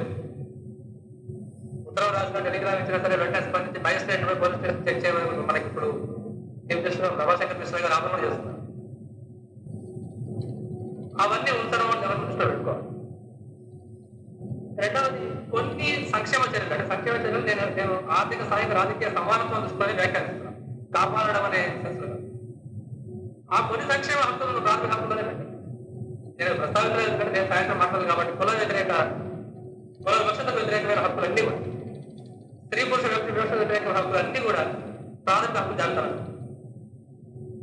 నేను అనుకుంటానంటే అంబేద్కర్ కళ్ళలో చూద్దాం విషయాన్ని. అంబేద్కర్ కళ్ళలో చూసినప్పుడు ఆయన దృష్టి నేను మొదటి వివరించాను. ఆయన దృష్టి వల్లనే ఇది అయింది అని కాదు, ఆయన ఆర్గ్యుమెంట్ విన్నా ఉంటాను. సామాజిక ఆర్థిక సాంఘిక సమానత్వం అనేది ఏ రకంగా రావాలా అనేది ముందుగానే రాజ్యాంగం నిర్దేశించడం సరైనది కాదు. అది నిర్ణయించిన స్వేచ్ఛ కూడా ప్రజలకు ఉండాలి. ఆ స్వేచ్ఛ కోసం రాజకీయ ప్రజాస్వామ్యాన్ని ప్రజలకించి ఈ ఆదర్శాన్ని ఆదేశ సూత్రాల్లో పెడదాం. ఆ ఆదర్శం కోసం ఈ స్వేచ్ఛను వినియోగించుకొని రాజకీయంగా ప్రజలు కృషి చేయగలుగుతారు అనేది ఒక ప్రేమ. కొంచెం ఆలోచించండి దాని గురించి, వెంటనే తిరస్కరించండి. నేను అనుకుంటాను సమాజంలో బలమైనటువంటి ఆమోదం కూడా చాలా అవసరం. ఏదైనా ఒక మార్పు తీసుకోవడం. సోషలిస్ట్ దేశాలలో రైతాంగంలో మొత్తంగా కలెక్టివైజేషన్ పట్ల, కమ్యూన్ల పట్ల ఇంకా ఆమోదం లేనప్పుడే బలవంతంగా కలెక్టివైజేషన్ చేయడం వల్ల ఎంత నష్టం జరిగిందో చరిత్ర మాకు బాధ్యత. రైతాంగంలో మెజారిటీ చాలా మందికి వ్యతిరేకంగా ఉన్న దశలోనే బలవంతంగా కమ్యూన్లు కోఆపరేటివ్ ఎస్టాబ్లిష్ చేశారు రష్యాలో, కొంత భాగం చైనాలో. అది చాలా నష్టాన్ని దాన్ని సమాజాన్ని ప్రిపేర్ చేయడం అవసరం మార్పు కోసం. ఆ ప్రిపేర్ చేయడానికి పొలిటికల్ డెమోక్రసీ అవసరం, ప్రిపేర్ కావడానికి పొలిటికల్ డెమోక్రసీ అవసరం, పౌర హక్కులు, వాక్ స్వాతంత్ర్యం అవసరం, రాజకీయ స్వేచ్ఛ అవసరం. ఆ ప్రిపేర్ అయిన సమాజం సమ సమాజానికి కావాల్సిన వ్యవస్థను తాను రూపొందించుకుంటుంది అనేది ఒక ఆలోచన దగ్గర దృక్పథం నేను దాన్ని వెంటనే మనం దోహంగా తీసి పారేస్తాం. రాజ్యాంగ పరిషత్లో అందరూ ఒక రకంగా చూస్తారంటే అంబేద్కర్ సెన్సియర్ గా ఈ రకంగా చూస్తారని అనుకుంటాం. ఇంకొంతమంది ఒక రకంగా అనుకుని ఉండదు. బహుశా మెజారిటీ కూడా కావచ్చు రాజ్యాంగ పరిషత్. ఏమని అంటే ఇవాళ పరిపాలించాలి ఈ దేశాన్ని అంటే కొన్ని సంక్షేమ చర్యలు రాజ్యాంగంలో ఎక్కడో ఒకటి పెట్టక తప్పదు. వాటిని పెడదాం, రాజ్యాంగంలో అమలు కావాలన్న బలవంతమైన పాత్రలో పెడదాం. పెట్టి మనం మన ఆస్తులు పెంచుకోవడం, మన పరిపాలన సాగించి చేద్దాం మనం అనేవాడు ఉంటుంది. నేనే మనం తర్వాతి కాలంలో రాజకీయాలు మాత్రం ఆ దిశలోనే సాగి మొదటి దిశలో కంటే రాజ్యాంగ ఆదేశిక సూత్రాలు అమలు కోసం సమాజాన్ని కాలక్రమంలో ప్రిపేర్ చేసి ఆ దిశలో ప్రజాస్వామ్య రాజకీయాలు నడపాలన్నదానికంటే కూడా ప్రజలు కోరుకుంటారు కాబట్టి, ప్రజల్లో బలమైన ఆకాశం అంతా ఉంది కాబట్టి సమానత్వం దిశగా దాన్ని అంత వ్యక్తి దాన్ని అంత చూపిస్తూ కొన్ని చర్యలు చేపడుతూ ప్రధానంగా మాత్రం ప్రైవేట్ క్యాపిటల్ అక్యుములేషన్ దిశగా పోదాం అనే రకంగానే పరిపాలన ఎక్కువ భాగం సాగింది. అయితే అది కూడా సంఘర్షణ లేకుండా సాగలేదు. ఆ సంఘర్షణ మొత్తం కూడా కూటకం కాదు. వాస్తవంగా విశ్లేషించుకుంటూ వస్తుంది. ఇంట్లో ఆస్తులు పెంచుకోవడమే లక్ష్యంగా కలిగి సంక్షేమాన్ని ముందుగా వాడుకున్నటువంటి ఒక స్థాయి ఉంటుంది. జన్యులైన సంఘర్షణ కూడా జరిగింది. ఆ సంఘర్షణ ప్రతిఫలం రాజకీయ పార్టీల మీద, వాటి విధానాల మీద కూడా ఉండింది. ఈ సంఘర్షణలో ఉన్నటువంటి ప్రజానీకాన్ని ఆకట్టుకోవడమే ఒక పాపులిస్ట్ పాలిటిక్స్ గా ఉపయోగపడుతున్న ఇందిరాగాంధీ ఆలోచన కూడా ఈ మొత్తాన్ని అర్థం చేసుకోవాల్సిన అవసరం. ఇటీవల భారత్ పెట్రోలియం కార్పొరేషన్లో పనిచేస్తున్న కిషన్ అనే ఇంజనీర్ను ఆ సంస్థలోని బ్రాహ్మణ అధికారులు నిర్దాక్షిణ్యంగా ఉద్యోగంలో తీసేశారు. కిషన్ నేరం అతను గిరిజనుడు కావడమే. ఈ పరిస్థితుల్లో ఇలాంటి ప్రభుత్వ సంస్థలు ప్రైవేట్ పరం కానివ్వకుండా కిషన్ లాంటి వారు ఎందుకు పోరాడాలి? ఇది ప్రైవేట్ పరం అయితే ఆ బ్రాహ్మణ అధికారులు ఎక్కడికి పోరు, వాళ్ళు అక్కడే ఉంటారు. కిషన్కి ఉద్యోగం కూడా రాదు. ఇది పబ్లిక్ సెక్టర్ కాబట్టి ఉద్యోగమే వచ్చింది అనుకో. ప్రైవేట్ పరం అయితే అది కూడా రాదు. ప్రభుత్వ సంస్థ కాబట్టి పోరాటం చేయడానికి కొన్ని అవకాశాలు కూడా ఎక్కువ ఉంటాయి. ప్రభుత్వం అనేది ఏదో ఒక మేరకు ప్రజలకు జవాబుదారు. In some form. Private corporation ఎవరికి జవాబుదారు కాదు. రాజకీయ నాయకులు 5 ఏళ్ళకోసారి ఓట్లకు రావాలి మన దగ్గరికి. ఎంత ఖాతరు చేస్తూ ఉన్నారు, ఎంత మనల్ని గౌరవిస్తారు వేరుసుకుని అప్పుడప్పుడు రావాలి. వాళ్ళు నిలదీసే అవకాశం కొంచెమైనా మనకు ఉంటుంది. అది ప్రైవేట్ కార్పొరేషన్ అయితే అవకాశం అసలు ఉండదు. కోర్టులకు కూడా ప్రభుత్వం జవాబుదారు అవుతుంది. కిషన్ రేపు తనకు ఇప్పుడు ఉద్యమాల ద్వారా కొంత న్యాయం జరిగే అవకాశం ఉందని ఫీల్ అవుతున్నట్టున్నారు. కాకపోతే కోర్టులు పోవచ్చు ఆయన. అది పబ్లిక్ సెక్టర్ కార్పొరేషన్ కాబట్టి మన సుప్రీంకోర్టు ఇచ్చినటువంటి వ్యాఖ్యానం ప్రకారం ఏ పబ్లిక్ కార్పొరేషన్ ఇది ఆల్సో స్టేట్లో భాగమే అది కూడా. కాబట్టి రిట్ ఇష్యూ జారీ చేయొచ్చు, రిట్ జారీ చేయొచ్చు సుప్రీంకోర్టు, హైకోర్టు అని. ప్రైవేట్ కార్పొరేషన్ స్టేట్ కాదు. ప్రైవేట్ కార్పొరేషన్ ఆయనకు అన్యాయం జరిగినా ఆయన దాన్ని ఏమి చేయలేడు. లేబర్ కోర్టులో ట్రిబ్యునల్లో పోతే అది ఎప్పుడో కానీ తేలదు. చాలా కారణాల వల్ల ప్రభుత్వం అజమాయిషీలో ఉంటేనే కిషన్ లాంటి వాడు కొంచెమైనా న్యాయం జరిగే అవకాశం ఉంటుంది. దీని గురించి కూడా రేపు మధ్యాహ్నం టాపిక్ ఉన్నట్టుంది, ప్రైవేట్ రంగంలో రిజర్వేషన్లు అనేది. మేము కొంత సర్వే చేసి గణాంకాలు సేకరించి చాలా ఆశ్చర్యకరమైనటువంటి విషయాలు తేలినాయి. పూర్తిగా ప్రైవేట్ రంగంలో ఉన్న సంస్థల్లో చాతుర్వర్ణం కరెక్ట్గా అది రీప్రొడ్యూస్ అయింది.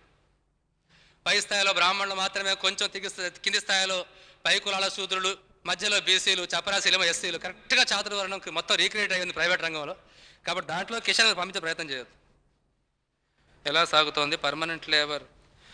క్యాజువల్ లేబర్ సాగడానికి వ్యతిరేకంగా ఇవాళ కోర్టులు తీర్పులు ఇవ్వేమో కానీ ఆ క్యాజువల్ లేబర్ కూడా పర్మనెంట్ వాళ్ళు చేసే పనులే చేసినట్టయితే సమాన వేతనం ఇవ్వాలని తీర్పు తెచ్చుకోవడం సాధ్యమే. కాంక్రీట్గా ఉదాహరణలు ఉంటే మనం కోర్టులు కేసులు వేయొచ్చు, మా దగ్గరికి తీసుకురండి.